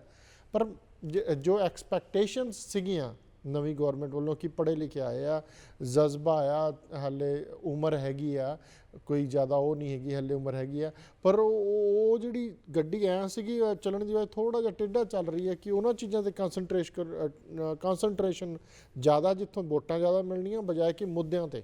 ਇਹ ਕਿਉਂ ਹੈ? ਦੇਖੋ ਗੁਰਨਾਮ, ਮੈਨੂੰ ਇਹ ਲੱਗਦਾ ਕਿ ਜਿਹੜੇ ਨਵੇਂ ਚੀਫ ਮਿਨਿਸਟਰ ਆਏ ਨੇ, ਕੋਈ ਅੱਛੀ ਗੱਲ ਹੈ ਕਿ ਨਵੇਂ ਚੀਫ ਮਿਨਿਸਟਰ ਆਏ। ਮੈਂ ਸ਼ੁਰੂ 'ਚ ਗੱਲ ਕਰ ਰਿਹਾ ਸੀ, ਜਦੋਂ ਚੀਫ ਮਿਨਿਸਟਰ ਬਣੇ, ਤੇ ਮੈਂ ਫੇਸਬੁੱਕ ਦੇ ਉੱਪਰ ਇੱਕ ਸਟੇਟਸ ਸੀ ਬਈ ਜਿਹੜਾ ਕਦੋਂ ਤੱਕ ਅਸੀਂ ਅਸੀਂ ਧਰਮ, ਕਾਸਟ ਇਹਦੇ ਉੱਤੇ ਆਧਾਰਿਤ ਗੱਲ ਕਰਾਂਗੇ, ਬਈ ਅਸੀਂ ਚਿਹਰੇ ਉਹ ਦੇਣੇ ਆ। ਤਾਂ ਜਿਸ ਵੇਲੇ ਉਹਦਾ ਇੱਕ ਬੰਦੇ ਨੇ, ਉਸ ਵਿਅਕਤੀ, ਉਹਦੇ ਉੱਤੇ ਇੱਕ ਫੇਸਬੁੱਕ ਫਰੈਂਡ ਨੇ ਕਮੈਂਟ ਕੀਤਾ ਬਈ ਮਤਲਬ ਮਿਸਟਰ ਚੰਨੀ ਜਿਹੜੇ ਨੇ ਉਹ ਇੰਨੇ ਕੁਆਲੀਫਾਈਡ ਨੇ, ਹਾਈਲੀ ਕੁਆਲੀਫਾਈਡ ਨੇ, ਡਾਕਟਰੇਟ ਵੀ ਹੋਣ ਵਾਲੇ। ਤਾਂ ਫਿਰ ਮੈਂ ਉਹਦੇ ਇਹ ਗੱਲ ਰੱਖੀ ਵੀ ਫਿਰ ਚੰਨੀ ਜੀ ਦਾ ਇਹ ਪੱਖ ਕਿਉਂ ਨਹੀਂ ਉਭਾਰਿਆ ਗਿਆ? ਜਿਹੜੀ ਪਾਰਟੀ ਨੇ ਉਹਨਾਂ ਨੂੰ ਬਣਾਇਆ ਜੀ ਜੀ ਜੀ, ਉਹ ਸ਼ੈਡਿਊਲ ਕਾਸਟ ਕਮਿਊਨਿਟੀ 'ਚ ਨੇ, ਇਹਨੂੰ ਕਿਉਂ ਇੰਨਾ ਬੂਮ ਦਿੱਤਾ ਗਿਆ? ਜੇ ਮਤਲਬ ਕਾਂਗਰਸ ਨੂੰ ਇਹ ਕਹਿਣਾ ਚਾਹੀਦਾ ਸੀ ਕਿ ਅਸੀਂ ਹਾਈਲੀ ਕੁਆਲੀਫਾਈਡ ਯੰਗ ਜਿਹੜਾ ਵਿਅਕਤੀ ਹੈ ਉਹ ਲੈ ਕੇ ਆ ਰਹੇ ਹਾਂ ਤੁਹਾਡੇ, ਨਾਟ ਮਤਲਬ ਕਿ ਉਹਦੀ ਯੋਗਤਾ ਨੂੰ ਉਹ ਕਾਸਟ ਵਿੱਚ ਦੱਬਣ ਦੀ ਜਿਹੜੀ ਕੋਸ਼ਿਸ਼ ਕੀਤੀ ਗਈ।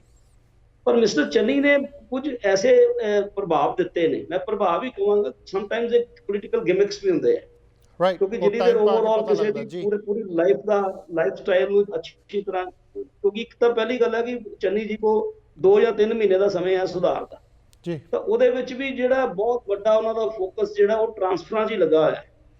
ਪੂਰੀ ਮੈਨੂੰ ਨਹੀਂ ਲੱਗਦਾ ਕਿ 3 ਮੰਥਸ ਦੇ ਵਿੱਚ ਇੰਨੀਆਂ ਟ੍ਰਾਂਸਫਰਸ ਦੀ ਜ਼ਰੂਰਤ ਕੀ ਹੋਏਗੀ, ਕਿਉਂਕਿ ਜਦੋਂ ਪਾਲਿਸੀ ਜਿਹੜੀ ਹੈ, ਪਾਲਿਸੀ ਮੰਤਰੀ ਮੰਡਲ ਨੇ ਬਣਾਉਣੀ, ਔਰ ਬਾਕੀਆਂ ਨੇ ਉਹਨੂੰ ਇੰਪਲੀਮੈਂਟ ਕਰਨਾ। ਇੱਥੇ DGP ਲੱਗਣ ਤੇ ਵੀ ਰੌਲਾ ਪਿਆ, ਇੱਥੇ AG ਲੱਗਣ ਤੇ ਵੀ ਰੌਲਾ ਪਿਆ। ਇਹ ਸਰਕਾਰ ਤਾਂ ਅੱਛਾ ਉਹਨਾਂ ਨੇ ਕਈ ਅੱਛੇ ਦਿੱਤੇ। ਮੈਂ ਕਹਿੰਦਾ ਕਿ ਸਿਰਫ ਔਰ ਸਿਰਫ ਪੰਜਾਬ ਨੂੰ ਜਿਹੜੀ ਜਦੋਂ ਤੁਸੀਂ ਗੱਲ ਸ਼ੁਰੂ ਕੀਤੀ ਸੀ ਵੀ ਕਾਸਟ ਦਾ ਰੌਲਾ ਪੈ ਰਿਹਾ, ਅੱਜ ਮੁੱਦਿਆਂ ਕੇ ਜਿਹੜੀਆਂ ਸਾਰੀਆਂ ਪਾਰਟੀਆਂ ਜਿਹੜੀਆਂ ਕੋਈ ਮੰਦਿਰ ਜਾ ਰਹੀ ਹੈ, ਕੋਈ ਗੁਰਦੁਆਰੇ ਜਾ ਰਹੀ ਹੈ, ਉਸ ਤੋਂ ਪਹਿਲਾਂ ਸ਼ਾਇਦ ਨਹੀਂ ਗਏ ਹੋਣਗੇ। ਮੈਂ ਇਹ ਰਾਈਟ। ਕਹਿ ਰਿਹਾ ਕਿ ਜਿਸ ਜਿਸ ਜਿਸ ਜਿਸ ਜਿਸ ਮੁਲਕ ਦੇ ਜਿਸ ਖਿੱਤੇ ਨੇ ਦੁਨੀਆ ਨੂੰ ਇਹ ਦੱਸਿਆ ਹੂੰ ਕਿ ਏਕ ਪਿਤਾ ਏਕ ਅਸਕੇ ਹਮ ਬਾਰੇ, ਅਸੀਂ ਅਸੀਂ ਹੁਣੇ ਗੱਲ ਕਰ ਰਹੇ ਸੀ ਅਫਗਾਨਿਸਤਾਨ ਦੀ ਫਿਲਾਸਫੀ ਦੀ, ਉਹਨਾਂ ਦੀ ਪਰੰਪਰਾ ਦੀ। ਤਾਂ ਸਾਡੀ ਪੰਜਾਬ ਦੀ ਜਿਹੜੀ ਫਿਲਾਸਫੀ ਹੈ, ਅਸੀਂ ਗੁਰੂਆਂ ਦੇ ਮਤਲਬ ਫਾਲੋਅਰਸ ਹੈਗੇ ਆ। ਹੂੰ ਸਾਡੀ ਫਿਲਾਸਫੀ ਜਿਹੜੀ ਹੈ ਉਹ ਤਾਂ ਧਰਮਾਂ ਜਾਤੀਆਂ ਨੂੰ, ਧਰਮ ਤੋਂ ਮਤਲਬ ਜਾਤੀ ਔਰ ਕ੍ਰੀਡ ਜਿਹੜੀ ਹੈਗੀ ਆ ਉਹਨੂੰ ਬਹੁਤ ਪਿੱਛੇ ਰੱਖ ਕੇ ਗੱਲ ਕਰਦੀ ਹੈ। ਅਸੀਂ ਤਾਂ ਸਮਾਨਤਾ ਦੀ ਹਮੇਸ਼ਾ ਹੀ ਗੱਲ ਕਰਦੇ। ਸਾਡੇ ਤਾਂ ਇਹ ਵੀ ਇਸ਼ੂ ਨਹੀਂ ਹੋਣਾ ਚਾਹੀਦਾ, ਵੱਡੇ ਛੋਟੇ ਵਾਲੀ ਗੱਲ ਵੀ ਨਹੀਂ ਹੋਣੀ ਚਾਹੀਦੀ। ਸਾਡੇ ਤਾਂ ਅਸੀਂ ਏਕ ਪਿਤਾ ਏਕ ਅਸਕੇ ਮੁਬਾਰਕ ਦੀ ਗੱਲ ਕਰਦੇ ਹਾਂ। ਪਰ ਅੱਜ ਕੀ ਹੋ ਰਿਹਾ ਹੈ ਕਿ ਸਾਡੇ ਇੱਥੇ ਹਰ ਆਦਮੀ ਕਹਿ ਰਿਹਾ ਕਿ ਮੈਂ ਫਲਾਣੇ ਨੂੰ ਚੀਫ ਮਿਨਿਸਟਰ ਬਣਾਉਂਗਾ, ਮੈਂ ਫਲਾਣੇ ਨੂੰ ਇਹ ਕਰੂੰਗਾ। ਉਹੀ ਮੈਂ ਕਿਸਾਨ ਅੰਦੋਲਨ ਚੱਲ ਰਿਹਾ ਪੁੱਛਿਆ ਸੀਗਾ। ਸਭ ਤੋਂ ਤੁਸੀਂ ਕਿਸੇ ਪਾਰਟੀ ਚ ਲਾ ਲਓ, ਕਿਸਾਨ ਸ਼੍ਰੋਮਣੀ ਅਕਾਲੀ ਦਲ ਅੰਦੋਲਨ ਵਾਲੇ ਜਾ ਰਹੇ ਆ, ਉਹ ਲੁਧਿਆਣੇ ਬਿਜ਼ਨਸ ਕੋਈ ਕਮੇਟੀ। ਵੀ ਨਹੀਂ, ਕੋਈ ਆਪਣੇ ਆਪਣੇ ਬਿਲਕੁਲ ਬਿਲਕੁਲ। ਹਾਂਜੀ ਹਾਂਜੀ। ਕੇਜਰੀਵਾਲ ਵੀ ਜਾ ਰਹੇ ਨੇ, ਉਹ ਵੀ ਆਪਣੇ ਤਰੀਕੇ ਨਾਲ ਜਾ ਰਹੇ ਨੇ। ਹਰ ਆਦਮੀ ਆਪਣੇ ਆਪਣੇ ਪੋਲੀਟੀਕਲ ਜਿਹੜਾ ਸਕਿੱਲ ਆ ਉਹਦੇ ਹਿਸਾਬ ਨਾਲ। ਪਰ ਮੈਨੂੰ ਲੱਗਦਾ ਕਿ ਇਸ ਵੇਲੇ ਪਬਲਿਕ ਐਡੀ ਬੇਵਕੂਫ ਨਹੀਂ ਹੈਗੀ। ਤੁਸੀਂ ਦੇਖੋ ਕਿ ਜਿਹੜਾ ਹੁਣ ਕਿਸਾਨ ਅੰਦੋਲਨ ਚੱਲ ਰਿਹਾ, ਕਿਸਾਨ ਅੰਦੋਲਨ ਸਿਰਫ ਕੋਈ ਤਿੰਨ ਕਾਨੂੰਨਾਂ ਨੂੰ ਲੈ ਕੇ ਨਹੀਂ ਹੈ। ਅਸੀਂ ਅਗਰ 75 ਸਾਲਾਂ ਦੇ ਵਿੱਚ ਪੰਜਾਬ ਨੂੰ ਸਟੱਡੀ ਕਰੀਏ ਕਿ ਜਿਸ ਵੇਲੇ ਅਸੀਂ ਹਰਿਤ ਕ੍ਰਾਂਤੀ ਆਈ, ਜਦੋਂ ਦੇਸ਼ ਦੀ ਉਸ ਵੇਲੇ ਦੀ ਪ੍ਰਧਾਨ ਮੰਤਰੀ ਨੇ ਕਿਹਾ ਕਿ ਇਹ ਦੇਸ਼ ਦਾ ਅੰਨ ਦਾ ਭੰਡਾਰ ਕੌਣ ਕਰੂਗਾ, ਉਹ ਕਹਿੰਦੇ ਜੀ ਪੰਜਾਬ ਕਰੂਗਾ, ਜਿਹਦੇ ਚ ਹੁਣ ਹਰਿਆਣਾ ਦੇ ਵਿੱਚ ਆਉਂਦਾ। ਤਾਂ ਅਸੀਂ ਕੀਤਾ। ਉਸ ਵੇਲੇ ਸਾਡੀ ਜ਼ਮੀਨਾਂ ਨੂੰ ਪੈਸਟੀਸਾਈਡ ਦੇ ਕੇ ਖਰਾਬ ਕੀਤਾ ਗਿਆ। ਪਰ ਸਾਡੇ ਪੈਰਲਲ ਜਿਹੜੀ ਹੈ ਇੰਡਸਟਰੀਅਲ ਡਿਵੈਲਪਮੈਂਟ ਉਹ ਨਹੀਂ ਹੋਈ। ਸਾਡੇ ਐਗਰੋ ਬੇਸਡ ਇੰਡਸਟਰੀ ਨਹੀਂ ਲੱਗੀ। ਸਾਡੇ ਰਬੜ ਦੀਆਂ ਚੱਪਲਾਂ ਦੀ ਫੈਕਟਰੀ ਲੱਗ ਗਈ, ਸਾਡੇ ਲੋਹੇ ਦੀਆਂ ਫੈਕਟਰੀਆਂ ਲੱਗੀਆਂ, ਤਾਂ ਕਿ ਅਸੀਂ ਰੈਸਟ ਆਫ ਦ ਇੰਡੀਆ ਜਿਹੜੀ, ਕਿਉਂਕਿ ਸਾਡਾ ਕਲਚਰ ਨਹੀਂ ਹੈ ਲੋਹੇ ਦੀ ਫੈਕਟਰੀ 'ਚ ਕੰਮ ਕਰਨਾ। ਅਸੀਂ ਉਹਨਾਂ ਲੋਕਾਂ ਨੂੰ ਮਤਲਬ ਕਿ ਅਸੀਂ ਬੁਕਾਰੋ ਤੋਂ ਹੀ ਲੋਹਾ ਲਾਈਏ, ਕੇਰਲ ਤੋਂ ਹੀ ਰਬੜ ਲਿਆਈਏ ਔਰ ਉੱਥੇ ਦੀ ਲੇਬਰ ਨੂੰ ਹੀ ਲੇਬਰ ਦਈਏ, ਇੱਥੇ ਕੰਮ ਦਈਏ। ਔਰ ਜਦੋਂ 15-20 ਸਾਲਾਂ ਦੇ ਵਿੱਚ ਮੁਲਕ ਦੇ ਬਾਕੀ ਹਿੱਸੇ ਵੀ ਫੂਡ ਦੇ ਵਿੱਚ ਆਤਮ ਨਿਰਭਰ ਹੋ ਗਏ, ਫਸਲਾਂ ਨੂੰ ਪੈਦਾ ਕਰਨ ਚ, ਕਣਕ, ਝੋਨੇ, ਹੋਰ ਫਸਲਾਂ ਨੂੰ, ਤਾਂ ਸਾਡੀ ਇੰਡਸਟਰੀ ਉੱਠ ਕੇ ਰਬੜ ਵਾਲੇ ਖੇਤੇ ਉੱਥੇ ਜਾਣ ਲੱਗ ਪਈ, ਕਿਉਂਕਿ ਉਹਨਾਂ ਨੇ ਸਬਸਿਡੀਆਂ ਦੇ ਦਿੱਤੀਆਂ। ਸਾਡੀ ਇੰਡਸਟਰੀ ਉੱਥੇ ਚਲੀ ਗਈ। ਅਸੀਂ ਇੰਟਰਨੈਸ਼ਨਲ ਮਾਰਕੀਟ 'ਚ ਕੰਪੀਟ ਇਸ ਕਰਕੇ ਨਹੀਂ ਕਰ ਸਕਦੇ ਸੀ। ਪਹਿਲਾਂ ਅਸੀਂ ਬੋਕਾਰੋ ਤੋਂ ਲੋਹਾ ਲਿਆਉਂਦੇ ਆ, ਫਿਰ ਉਹਨੂੰ ਬਣਾ ਕੇ ਬੰਬਈ ਲੈ ਜਾਂਦੇ ਆ। ਇਸੇ ਤਰ੍ਹਾਂ ਅਸੀਂ ਰਬੜ ਲਿਆਉਂਦੇ ਆ, ਫਿਰ ਬੰਬਈ ਜਾਂਦੇ ਆ ਚੜਾਉਣ ਲਈ। ਬਟ ਅਸਲ ਵਿੱਚ ਕੀ ਹੋਇਆ ਕਿ ਜਿਹੜਾ ਮੁੱਦੇ ਸਾਡੇ ਇਹ ਸੀ ਕਿ ਅਸੀਂ ਜਿਹੜੀ ਪੰਜਾਬ ਦੀ ਗਰੋਥ ਲਈ ਅਸੀਂ ਸੈਂਟਰ ਦੇ ਨਾਲ ਕਿੰਨਾ ਇਸ ਕਰਨ ਦੀ ਸਾਡੀ ਡਿਵੈਲਪਮੈਂਟ ਕਿੱਦਾਂ ਹੋਏਗੀ। ਸਾਡੇ ਅਗਰ ਇੰਡਸਟਰੀ ਲੱਗੇਗੀ ਤੇ ਕਿਸਾਨ ਨੂੰ, ਅੱਜ ਜਿਹੜਾ ਕਿਸਾਨ ਕਹਿੰਦਾ ਕਿ ਮੈਂ ਕਿੱਥੇ ਜਾਊਂਗਾ, ਅਗਰ ਸਾਡੇ ਡੋਰ ਸਟੈਪ ਦੇ ਉੱਪਰ ਆਲੂ ਚਿਪਸ ਬਣਾਉਣ ਦੀਆਂ ਫੈਕਟਰੀਆਂ ਲੱਗੀਆਂ ਹੁੰਦੀਆਂ, ਸਾਡੇ ਡੋਰ ਸਟੈਪ ਦੇ ਉੱਪਰ ਕਣਕ ਤੋਂ ਬਣਨ ਵਾਲੀਆਂ ਚੀਜ਼ਾਂ ਲੱਗੀਆਂ ਹੁੰਦੀਆਂ, ਓਨਲੀ ਨਾਟ ਓਨਲੀ ਸਟੋਰੇਜ, ਐਸੀਆਂ ਜਿਹੜੀਆਂ ਐਗਰੋ ਬੇਸਡ ਇੰਡਸਟਰੀ ਲੱਗਦੀ, ਇਸ ਕਿਸਮ ਦੀਆਂ ਚਿੰਤਾਵਾਂ ਨਹੀਂ ਹੋਈਆਂ ਪਿਛਲੇ ਸਮੇਂ 'ਚ। ਔਰ ਹੱਲੇ ਵੀ ਕੋਈ ਅਸੀਂ ਚਿੰਤਾ ਨਹੀਂ ਕਰ ਰਿਹਾ। ਪਾਣੀ ਸਾਡਾ, ਤੁਸੀਂ ਕਿਹਾ ਵੀ ਪਾਣੀ ਸਾਡਾ ਨੀਵਾਂ ਚਲੇ ਗਿਆ, ਪਾਣੀ ਨੀਵਾਂ ਚਲੇ ਗਿਆ। ਦਰਿਆ ਸਾਡੇ ਸਾਰੇ ਪ੍ਰਦੂਸ਼ਿਤ ਹੋਏ ਪਏ, ਅਸੀਂ ਦਰਿਆਵਾਂ ਨੂੰ ਹੱਲੇ ਕੋਈ ਲਾਭ ਹੀ ਨਹੀਂ ਲੈ ਸਕੇ, ਵਾਟਰ ਟਰਾਂਸਪੋਰਟ ਨਹੀਂ ਕਰ ਸਕੇ, ਗੱਲਾਂ ਬਹੁਤ ਕੀਤੀਆਂ। ਇਸੇ ਤਰ੍ਹਾਂ ਸਾਡਾ ਯੂਥ ਹੈ, ਸਾਡਾ ਯੂਥ ਤਾਂ, ਤੁਸੀਂ ਤਾਂ ਅਮਰੀਕਾ 'ਚ ਰਹਿੰਦੇ ਜੇ, ਕੈਨੇਡਾ ਦੇ ਪੜੋਸੀ ਜੇ, ਤੁਸੀਂ ਦੇਖੋ ਕਿ ਸਾਡਾ ਤਾਂ ਯੂਥ 100% ਭੱਜਿਆ ਜਾ ਰਿਹਾ। ਪੰਜਾਬ ਦੀ ਡੈਮੋਗ੍ਰਾਫੀ ਬਦਲ ਰਹੀ ਹੈ 100%। ਇਸ ਵੇਲੇ ਪੰਜਾਬ ਦੀ ਨੋਮੀਨੈਂਸੀ ਜਿਹੜੀ ਚੇਂਜ ਹੋ ਰਹੀ ਹੈ, ਇਹਦੇ ਨਾਲ ਸਾਡਾ ਕਲਚਰ ਵੀ ਡੈਵਲਪ ਹੋਏਗਾ, ਸਾਡੀ ਭਾਸ਼ਾ ਦੇ ਉੱਤੇ ਖਤਰਾ ਆਏਗਾ। ਅਸੀਂ ਹੱਲੇ ਵੀ ਬਹੁਤ ਲੰਬਾ ਸਮਾਂ ਅਕਾਲੀ ਦਲ, ਬੀਜੇਪੀ ਦੀ ਗਵਰਨਮੈਂਟ ਰਹੀ, ਉਹ ਇਹ ਕਹਿੰਦੇ ਰਹੇ ਜੀ ਅਸੀਂ ਹਿੰਦੂ ਸਿੱਖ ਏਕਤਾ ਦੀ ਆਧਾਰ ਹੈ। ਕੋਈ ਹਿੰਦੂ ਸਿੱਖ, ਅਸੀਂ ਤਾਂ ਕੋਈ ਆਲ ਆਰ ਮਤਲਬ ਇੱਕ, ਜਦੋਂ ਅਸੀਂ ਹਿੰਦੂ ਸਿੱਖ ਵੀ ਕਹਿੰਦੇ ਉਦੋਂ ਵੀ ਅਸੀਂ ਪੜ੍ਹਦੇ ਹਾਂ, ਪਾੜ ਪੈ ਇਸ ਕਰਕੇ ਪੰਜਾਬ ਦੇ ਦੋ ਬੰਦਿਆਂ ਦੀ ਕਰਤੀ ਪਾੜ ਪੈ। ਰਕੇਸ਼ ਜੀ, ਇਹ ਬਹੁਤ ਪੱਖਦਾ, ਇਹ ਬਹੁਤ ਵਧੀਆ ਮੁੱਦਾ, ਕਿਸ ਦਾ ਪੂਰਾ ਸੈਸ਼ਨ ਲਾਵਾਂਗੇ। ਆਪਣੇ ਕੋਲ 2-3 ਮਿੰਟ ਹੋ ਰਿਹਾ। ਮੈਂ ਨਾ ਇੱਕ ਸਿੱਧੀ ਜੀ ਗੱਲ ਪੁੱਛੂੰਗਾ ਤੁਹਾਨੂੰ ਰਕੇਸ਼ ਜੀ, ਤੁਸੀਂ ਉੱਥੇ ਦਿਨ ਰਾਤ ਵਿਚਰਦੇ ਹੋ ਲੋਕਾਂ 'ਚ, ਅਫਸਰਾਂ 'ਚ ਵੀ ਤੇ ਪੋਲੀਟੀਸ਼ੀਅਨਾਂ 'ਚ ਵੀ, ਤੇ ਲੋਕਲ ਜਿਹੜੀ ਤੁਹਾਡਾ ਆਪਣਾ ਜਿਹੜਾ ਪੱਤਰਕਾਰ ਭਾਈਚਾਰਾ ਉਹਦੇ ਵਿੱਚ, ਜਦੋਂ ਪਤਾ ਲੱਗਿਆ ਕਿ ਘਰ ਨੂੰ ਨੁਕਸਾਨ ਹੋ ਰਿਹਾ ਆ, ਇੰਨਾ ਨੁਕਸਾਨ ਹੋ ਰਿਹਾ ਕਿ ਅਸੀਂ ਜਿਹੜੇ ਬਿਜਲੀ ਸਮਝੌਤੇ ਸੀ ਉਹਨਾਂ ਸਟੇਟ ਨੂੰ ਫਾਈਨੈਂਸ਼ੀਅਲੀ ਬਹੁਤ ਨੁਕਸਾਨ ਹੋ ਰਿਹਾ ਆ, ਨਹੀਂ ਕੀਤੇ ਕੈਪਟਨ ਸਾਹਿਬ ਨੇ 4.5 ਸਾਲ ਨਹੀਂ। ਚਲੋ ਹੁਣ ਤਾਂ ਜਿਹੜੀ ਨਵੀਂ ਵਜ਼ਾਰਤ ਆਈ ਆ, ਉਹਨਾਂ ਨੇ ਇੱਕੋ ਦਮ, ਡਰ ਕਾਹਦਾ ਆ? ਡਰ ਕੀ ਹੈ ਕਿ ਉਹ ਜਿਹੜੀਆਂ ਕੰਪਨੀਆਂ ਕੋਰਟ ਚਲੇ ਜਾਣਗੀਆਂ। ਤੁਸੀਂ ਇੱਕ ਵਾਰ ਉਹਨਾਂ ਨੂੰ ਭੰਗ ਤਾਂ ਕਰ ਦਿਓ, ਫਿਰ ਕੋਰਟ ਜਾਵਾਂਗੇ, ਉੱਥੇ ਅਪੀਲਾਂ ਦਲੀਲਾਂ ਹੋਣਗੀਆਂ, ਸ਼ਾਇਦ ਕੋਈ ਰਾਹ ਨਿਕਲ ਆਵੇ। ਪਰ ਇਹ ਕੀ ਕਾਰਨ ਹੈ ਕਿ ਉਹਨੂੰ ਸੈਸ਼ਨ ਲਿਆ ਕੇ ਉਹਨੂੰ ਭੰਗ ਕਿਉਂ ਨਹੀਂ, ਉਹ ਜਿਹੜੇ ਸਮਝੌਤੇ ਉਹਨੂੰ ਰੱਦ ਕਿਉਂ ਨਹੀਂ ਕੀਤਾ ਜਾਂਦਾ? 2-3 ਮਿੰਟ ਹੈ ਜੀ। ਮੈਨੂੰ ਇਹ ਲੱਗਦਾ ਵੀ ਇਹਦੇ ਤੁਸੀਂ ਇਹ ਦੇਖੋ ਕਿ ਜਿਸ ਤਰ੍ਹਾਂ ਦਾ ਸਾਡੇ ਕਰਪਸ਼ਨ ਵੀ ਕਲਚਰ ਦਾ ਹਿੱਸਾ ਬਣ ਗਈ, ਪੋਲੀਟੀਕਲ ਕਲਚਰ ਦਾ। ਜਿਸ ਤਰ੍ਹਾਂ ਤੁਸੀਂ ਕਿੱਦਾਂ ਸੋਚ ਸਕਦੇ ਆ ਕਿ ਜਦੋਂ ਇਹ ਐਲੀਗੇਸ਼ਨ ਲੱਗ ਰਿਹਾ ਕਿ ਬਹੁਤ ਮਹਿੰਗੀ ਬਿਜਲੀ ਖਰੀਦੀ ਜਾ ਰਹੀ ਹੈ, ਤਾਂ ਇਹ ਕਿੱਦਾਂ ਅੰਦਾਜ਼ੇ ਲਾ ਸਕਦੇ ਆ ਕਿ ਜਿਹੜੀਆਂ ਉਹ ਬਿਜਲੀ ਕੰਪਨੀਆਂ ਪ੍ਰਾਈਵੇਟ ਆ ਉਹਨਾਂ 'ਚ ਸਾਡੇ ਪੋਲੀਟੀਸ਼ੀਅਨਸ ਦੇ ਹਿੱਸੇ ਨਹੀਂ ਹੋਣਗੇ। ਆ ਪੰਡੋਰਾ ਬਾਕਸ ਨੇ ਜੋ ਕੁਝ ਦੱਸਿਆ ਰੀਸੈਂਟਲੀ ਜਿਹੜੇ ਹੈ ਕਿ ਸਾਡੇ ਲੋਕਾਂ ਦੇ ਕਿੰਨੇ ਉੱਥੇ ਅਰਬਾਂ ਮਿਲੀਅਨ ਡਾਲਰਸ, ਕੋਈ ਕਹਿ ਰਿਹਾ ਸੀ ਕਿ ਅਗਰ ਉਹਦੇ ਚੋਂ 1% ਹਿੱਸਾ ਵੀ ਕੱਢ ਦਈਏ ਤਾਂ ਦੇਸ਼ ਦੀ ਗਰੀਬੀ ਦੂਰ ਹੋ ਜਾਂਦੀ ਹੈ। ਤਾਂ ਉਹ ਅੱਜ ਜਿਹੜਾ ਤੁਸੀਂ ਦੇਖੋ ਕਿ ਜਿਸ ਤਰ੍ਹਾਂ ਹੀ ਉਹ ਇਹ ਕਿਹਾ ਗਿਆ ਵੀ ਅਸੀਂ ਇਹ ਕਰਾਂਗੇ, ਤਾਂ ਉਹ ਕ੍ਰਾਈਸਿਸ ਸ਼ੁਰੂ ਹੋ ਗਏ ਬਿਜਲੀ ਦੇ। ਇਸ ਵੇਲੇ ਪੰਜਾਬ 'ਚ 8 ਘੰਟੇ ਦਾ ਜਿਹੜਾ ਕੱਟ ਲੱਗ ਰਿਹਾ, 8 ਆਵਰਸ, ਮਤਲਬ ਇਮੇਜਿਨ ਕਰੋ ਅਗਰ 12 ਘੰਟੇ ਦਾ ਦਿਨ ਸਾਨੂੰ ਮਿਲਦਾ ਤੇ ਉਹ 'ਚ 8 ਘੰਟੇ ਦਾ ਕੱਟ ਹੈ। ਲੋਕ ਡੋਮੈਸਟਿਕ ਲੋਕ ਵੀ, ਨਾਟ ਓਨਲੀ ਇੰਡਸਟਰੀ, ਡੋਮੈਸਟਿਕ ਲੋਕ ਵੀ ਜਿਹੜੇ ਆ ਪਰੇਸ਼ਾਨ ਹੋ ਰਹੇ ਆ। ਉਹਦੀ ਵਜ੍ਹਾ ਇਹ ਦੱਸੀ ਜਾ ਰਹੀ ਹੈ ਕਿ ਜਿਹੜੇ ਪ੍ਰਾਈਵੇਟ ਥਰਮਲ ਪਲਾਂਟ ਜਿਨ੍ਹਾਂ ਦੀ ਤੁਸੀਂ ਗੱਲ ਕਰ ਰਹੇ ਸੀ, ਉਹਨਾਂ ਦਾ ਕੰਟਰੈਕਟ ਰੱਦ ਕਿਉਂ ਨਹੀਂ ਹੁੰਦੇ, ਉਹ ਕਹਿੰਦੇ ਜੀ ਸਾਡੇ ਕੋਲ ਕੋਲਾ ਨਹੀਂ। ਹੋ ਸਕਦਾ ਹੈ ਪ੍ਰੈਸ਼ਰ ਟੈਕਟਿਸ ਹੋਵੇ ਵੀ ਇਹ ਪ੍ਰੈਸ਼ਰ ਪਾਉਣ ਦਾ ਕਿ ਬਲੈਕ ਆਊਟ ਹੋ ਜਾਏਗੀ। ਮੈਂ ਇਹ ਕਹਿ ਰਿਹਾ ਕਿ ਅਸੀਂ 75 ਸਾਲਾਂ 'ਚ ਲੜਦੇ ਰਹੇ ਜਾਤੀਆਂ ਤੇ ਧਰਮਾਂ ਤੇ, ਪੰਜਾਬ ਨੂੰ ਬਰਬਾਦ ਕਰਨ ਤੇ ਆ ਗਏ, ਭਾਸ਼ਾ ਦੀ ਲੜਦੇ ਰਹੇ, ਬਟ ਕੀ ਅਸੀਂ ਜਿਹੜਾ ਹੈ ਇਹ ਸੋਚਿਆ ਕਿ ਅਸੀਂ ਬਿਜਲੀ ਦਾ ਵਿਕਲਪ ਕੀ ਖੜਾ ਕਰਾਂਗੇ? ਸਾਡੇ ਕੋਲ ਪਾਣੀ ਦੀ ਅਗਰ ਹਾਈਡਲ ਸਾਡੇ ਕੋਲ ਨਹੀਂ ਹੈਗੀ, ਅਸੀਂ ਥਰਮਲ ਪਲਾਂਟ ਜੋ ਅਸੀਂ ਬਠਿੰਡੇ ਵਾਲਾ ਥਰਮਲ ਪਲਾਂਟ ਖਤਮ ਕਰਤਾ। ਥਰਮਲ ਪਲਾਂਟ ਪੋਲਿਊਸ਼ਨ ਵੀ ਕ੍ਰੀਏਟ ਕਰਦੇ ਆ, ਪਰ ਅਸੀਂ ਵਿਕਲਪ ਕੀ ਲੱਭਿਆ ਇਹਦਾ? ਅਸੀਂ ਅਰਬਾਂ ਖਰਬਾਂ ਰੁਪਏ ਪਹਿਲਾਂ ਉਹ ਲਾਉਂਦੇ, ਅਸੀਂ ਸੋਲਰ ਇਲੈਕਟ੍ਰਿਸਿਟੀ ਨੂੰ ਉਹਨਾਂ ਡਿਵੈਲਪ ਨਹੀਂ ਕਰ ਸਕੇ। ਔਰ ਸੋਲਰ ਇਲੈਕਟ੍ਰਿਸਿਟੀ ਦਾ ਸਿਸਟਮ ਐਡਾ ਮਹਿੰਗਾ ਹੈ, ਜਿੱਦਾਂ ਸਾਨੂੰ ਸੈਂਟਰ ਕੋਲ ਵੱਡੀ ਗ੍ਰਾਂਟ ਮੰਗਣੀ ਚਾਹੀਦੀ ਹੈ, ਸਾਡੇ ਜਿਹੜੇ ਰਿਪਰੈਜ਼ੈਂਟੇਟਿਵ ਇੱਥੇ ਦੇ ਉਹ ਕਹਿੰਦੇ ਕਿ ਸਾਨੂੰ ਤਾਂ ਇੱਕ ਮੁਸ਼ਤ ਵੱਡੀ ਗ੍ਰਾਂਟ ਦਿਓ, ਕਿਉਂਕਿ ਸਾਡੇ ਕੋਲ ਤਾਂ ਹਾਈਡਲ ਤੇ ਉਹਨਾਂ ਹਿੱਸਾ ਨਹੀਂ ਹੈਗਾ ਜਿਹੜਾ ਕੋਈ ਸਾਨੂੰ ਜਿਹੜਾ ਮਿਲਣਾ ਚਾਹੀਦਾ। ਤਾਂ ਇਸ ਕਰਕੇ ਜਿਹੜਾ ਹੈ ਹਾਈਡਲ ਇਲੈਕਟ੍ਰਿਸਿਟੀ ਸਾਡੇ ਕੋਲ ਸਾਧਨ ਨਹੀਂ ਉਦਾਂ ਦੇ। ਤਾਂ ਇਸ ਕਰਕੇ ਜਿਹੜਾ ਇਸ ਕਿਸਮ ਦੇ ਇਸ਼ੂਜ਼ ਮੈਨੂੰ ਮੈਂ ਤੁਹਾਡੇ ਚੈਨਲ ਤੋਂ ਵੀ ਅਪੀਲ ਕਰਨਾ ਚਾਹੂੰਗਾ ਕਿ ਪੋਲੀਟੀਕਲ ਜਿਹੜੀਆਂ ਪਾਰਟੀਆਂ ਉਹਨਾਂ ਨੂੰ ਉਹ ਸਮੱਤ ਲੈਣ, ਉਹਨਾਂ ਨੂੰ ਰੱਬ ਸਮੱਤ ਬਖਸ਼ੇ ਕਿ ਪੰਜਾਬ ਦੇ ਇਸ਼ੂਜ਼ ਤੇ ਗੱਲ ਕਰੋ। ਕਿਸੇ ਨੇ ਤੁਹਾਨੂੰ ਮੰਦਰਾਂ 'ਚ ਚੁਣੀਆਂ ਪਾਈਆਂ ਦੀਆਂ ਵੋਟਾਂ ਨਹੀਂ ਦੇਣੀਆਂ, ਕਿਸੇ ਨੇ ਕਿਸੇ ਗੁਰਦੁਆਰੇ 'ਚ। ਹੁਣ ਲੋਕ ਬਹੁਤ ਅਵੇਅਰ ਨੇ, ਹਾਂਜੀ, ਹੁਣ ਤਾਂ ਰਿਜ਼ਲਟ ਨਹੀਂ ਆ ਸਕਦੇ ਜਿਹੜੇ ਸੋਚਦੇ ਨੇ। ਰਾਈਟ, ਉਹ ਪਹਿਲਾਂ ਕੈਲਕੂਲੇਸ਼ਨ ਸ਼ੁਰੂ ਹੋ ਜਾਣੀ ਹੈ ਕਿ ਗੁਰਲਾਲ ਜਾਂ ਰਾਕੇਸ਼ ਸ਼ਾਂਤੂ ਨਵੀਂ ਪਾਰਟੀ ਸ਼ਾਮਿਲ ਹੋਏ ਤਾਂ ਹੁਣ ਇਹ ਗੁਰਦੁਆਰਾ ਜਾਂ ਮੰਦਿਰ ਜਾ ਰਹੇ ਆ। ਕਿਉਂਕਿ ਕੈਲਕੂਲੇਸ਼ਨ ਕਰਕੇ ਆਏ ਕਿ ਇੰਨੀ ਕੁ ਵੋਟਾਂ ਇੱਥੇ ਹੈਗੀਆਂ, ਪਰ ਲੋਕਾਂ ਦੇ ਦਿਮਾਗ 'ਚ ਮੁੱਦੇ ਹੁੰਦੇ ਨੇ। ਜਿੱਦਾਂ ਤੁਸੀਂ ਕਿ 8 ਘੰਟੇ ਕੱਟ ਲੱਗਿਆ, ਕੱਲਾ ਲੋਕਲ ਰੈਜ਼ੀਡੈਂਟ ਹੀ ਤੰਗ ਹੋਏ, ਬੱਚੇ ਹੀ ਤੰਗ ਹੋਏ, ਉੱਧਰੋਂ ਇੰਡਸਟਰੀ ਵਾਲੇ ਤੰਗ ਹੋਏ, ਉੱਧਰੋਂ ਦੇਖੋ ਝੋਨੇ ਕਈ ਜਗ੍ਹਾ ਹੱਲੇ ਵੀ ਹਰੇ ਨੇ ਜਿਨ੍ਹਾਂ ਨੂੰ ਪਾਣੀ ਚਾਹੀਦਾ ਆ, ਉਹ ਵੀ ਤੰਗ ਹੋਏ।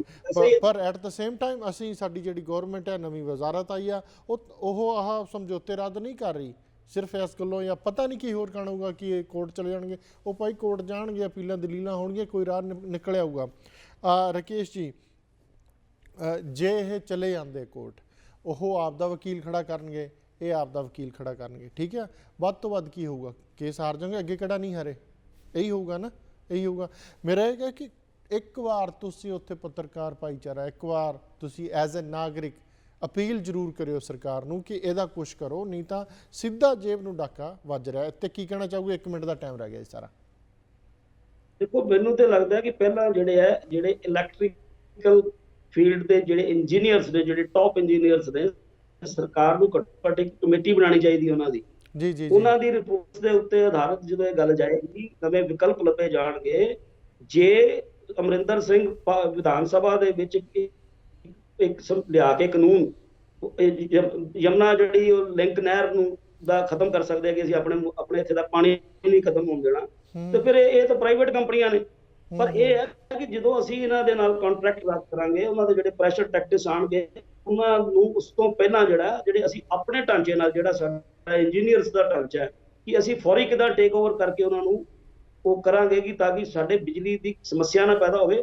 ਔਰ ਮੈਂ ਇੱਕ ਗੱਲ ਹੋਰ ਜਾਂਦੇ ਕਹਿਣਾ ਚਾਹਾਂਗਾ ਕਿ ਸਾਨੂੰ ਇਹ ਮੁਫਤ ਦੇਣ ਦੀ, ਸਾਡੇ ਮੁਲਕ ਜਦੋਂ ਮੁਫਤ ਕਲਚਰ ਪੈਦਾ ਹੋ ਰਿਹਾ, ਉਹ ਵੀ ਸਾਡੇ ਲਈ ਇੱਕ ਬੜਾ ਵੱਡਾ ਖਤਰਨਾਕ ਹਰ ਚੀਜ਼ ਮੁਫਤ ਦੇਣੀ। ਕਿਉਂਕਿ ਜਦੋਂ ਅਸੀਂ ਮੁਫਤ ਦਿੰਦੇ ਹਾਂ, ਲੋਕ ਕੰਮ ਨਹੀਂ ਕਰਨਾ ਚਾਹੁੰਦੇ। ਮੈਨੂੰ ਲੱਗਦਾ ਕਿ ਇਸ ਕਲਚਰ ਨੂੰ ਵੀ ਕਿਸੇ ਨੂੰ ਜੁਰਤ ਕਰਨੀ ਪਏਗੀ ਕਿ ਤੁਸੀਂ ਤਾਂ ਰਾਜੇ ਜੇ, ਬਿਲਕੁਲ ਡੈਮੋਕ੍ਰੇਸੀ ਬੇਸਿਕਲੀ ਰਾਜਾ ਹੁੰਦਾ, ਜਿਹੜਾ ਵੋਟਰ ਹੁੰਦਾ, ਪਰ ਰਾਜਾ ਮੰਤਰੀ ਨੂੰ ਕਹਿ ਰਿਹਾ ਸਾਨੂੰ ਮੁਫਤ ਕੀ ਦਿਓਗੇ? ਦੇਖੋ ਨਾ, ਜੇ ਮੈਂ ਟੈਕਸ ਪੇਅਰ ਹਾਂ ਤੇ ਮੈਂ ਸਰਕਾਰ ਨੂੰ ਤਾਂ ਚਲਾਉਣ ਲਈ ਪੈਸੇ ਦੇ ਰਿਹਾ, ਤੇ ਮੈਂ ਹੀ ਸਰਕਾਰ ਨੂੰ ਕਹਿਣਾ ਜੀ ਮੈਨੂੰ ਮੁਫਤ ਕੀ ਦਿਓਗੇ? ਉਹ ਪੈਸਾ ਤਾਂ ਮੇਰਾ ਹੀ ਹੈ ਨਾ ਜੀ। ਤਾਂ ਮੈਨੂੰ ਲੱਗਦਾ ਵੀ ਇਸ ਕਿਸਮ ਦੇ ਬਦਲਾਵ ਲਿਆਉਣ ਲਈ ਜਿਹੜਾ ਉਹ ਸਾਰੇ ਇੰਟੈਲੈਕਚੁਅਲ ਜਮਾਤ ਜਿਹੜੀ ਹੈਗੀ, ਨਾਟ ਓਨਲੀ ਜਰਨਲਿਸਟ, ਸਾਹਿਤਕਾਰ ਨੇ, ਟੀਚਰ ਨੇ, ਇਹ ਸਾਰਿਆਂ ਨੂੰ ਇੱਕ ਜੁਆਇੰਟਲੀ ਜਿਹੜਾ ਇੱਕ ਪ੍ਰੈਸ਼ਰ ਕ੍ਰੀਏਟ ਕਰਨਾ ਪਏਗਾ, ਕਿਉਂਕਿ ਪੋਲੀਟੀਸ਼ੀਅਨ ਤਾਂ ਹੀ ਸੁਧਰਨਗੇ। ਔਰ ਦੂਸਰਾ ਇੱਕ ਹੋਰ ਗੱਲ ਕਹਿਣਾ ਚਾਹੂੰਗਾ ਕਿ ਪੜ੍ਹੇ ਲਿਖੇ ਲੋਕਾਂ ਨੂੰ, ਮੈਨੂੰ ਬਹੁਤਾ ਜੇ ਸਾਡੀ ਸਟੇਟ ਦਾ ਇੱਕ ਹਾਈਲੀ ਕੁਆਲੀਫਾਈਡ ਬੰਦਾ ਚੀਫ ਮਿਨਿਸਟਰ ਹੈ, ਤੇ ਫਿਰ ਸਾਡਾ ਹਰ ਐਮਐਲਏ ਵੀ ਵੈਸਾ ਹੋਣਾ ਚਾਹੀਦਾ ਹੈ। ਇਸ ਕਰਕੇ ਪੜ੍ਹੇ ਲਿਖੇ ਲੋਕਾਂ ਨੂੰ ਡਾਇਰੈਕਟਲੀ ਪੋਲਿਟਿਕਸ 'ਚ ਵੀ ਉਤਰਨਾ ਚਾਹੀਦਾ, ਕਿਉਂਕਿ ਜੇ ਅਸੀਂ ਬਚਾਉਣਾ, ਆਪਣੇ ਮੁਲਕ ਨੂੰ ਬਚਾਉਣਾ, ਆਪਣੇ ਸਟੇਟ ਨੂੰ ਬਚਾਉਣਾ। ਜੀ ਜੀ ਰਾਕੇਸ਼ ਜੀ, ਅੱਜ ਵਕਤ ਇਜਾਜ਼ਤ ਨਹੀਂ ਦੇ ਰਿਹਾ, ਕੁਐਸਚਨ ਮੇਰੇ ਕੋਲ ਇੱਕ ਦੋ ਹੋਰ ਵੀ ਸੀਗੇ, ਪਰ ਆਪਾਂ ਫਿਰ ਕਿਸੇ ਦਿਨ ਸੈਸ਼ਨ ਲਾਵਾਂਗੇ। ਬਹੁਤ ਬਹੁਤ ਧੰਨਵਾਦ, ਤੁਸੀਂ ਹਰ ਮੁੱਦੇ 'ਤੇ ਬਹੁਤ ਸੋਹਣਾ ਐਲੈਬੋਰੇਸ਼ਨ ਦਿੱਤਾ, ਧੰਨਵਾਦ, ਬਹੁਤ ਬਹੁਤ ਧੰਨਵਾਦ ਅਗੇਨ। ਦਰਸ਼ਕੋ, ਇਹ ਸਨ ਰਾਕੇਸ਼ ਸ਼ਾਂਤੀ ਦੂਜੀ, ਜਿਹੜੇ ਕਿ ਹਰ ਮੁੱਦੇ 'ਤੇ ਬੜਾ ਚੰਗਾ ਗਿਆਨ ਰੱਖਦੇ ਔਰ ਬਹੁਤ ਵਧੀਆ ਐਲੈਬੋਰੇਸ਼ਨ ਕਰ ਰਹੇ ਆ। ਅੱਜ ਵਕਤ ਇਜਾਜ਼ਤ ਨਹੀਂ ਦੇ ਰਿਹਾ, ਮੈਨੂੰ ਗੁਰਲਾਲ ਨੂੰ ਦਿਓ ਇਜਾਜ਼ਤ। ਮੇਰੇ ਵੱਲੋਂ ਤੁਹਾਨੂੰ ਸਾਰਿਆਂ ਨੂੰ ਪਿਆਰ ਭਰੀ ਸਤਿ ਸ਼੍ਰੀ ਅਕਾਲ।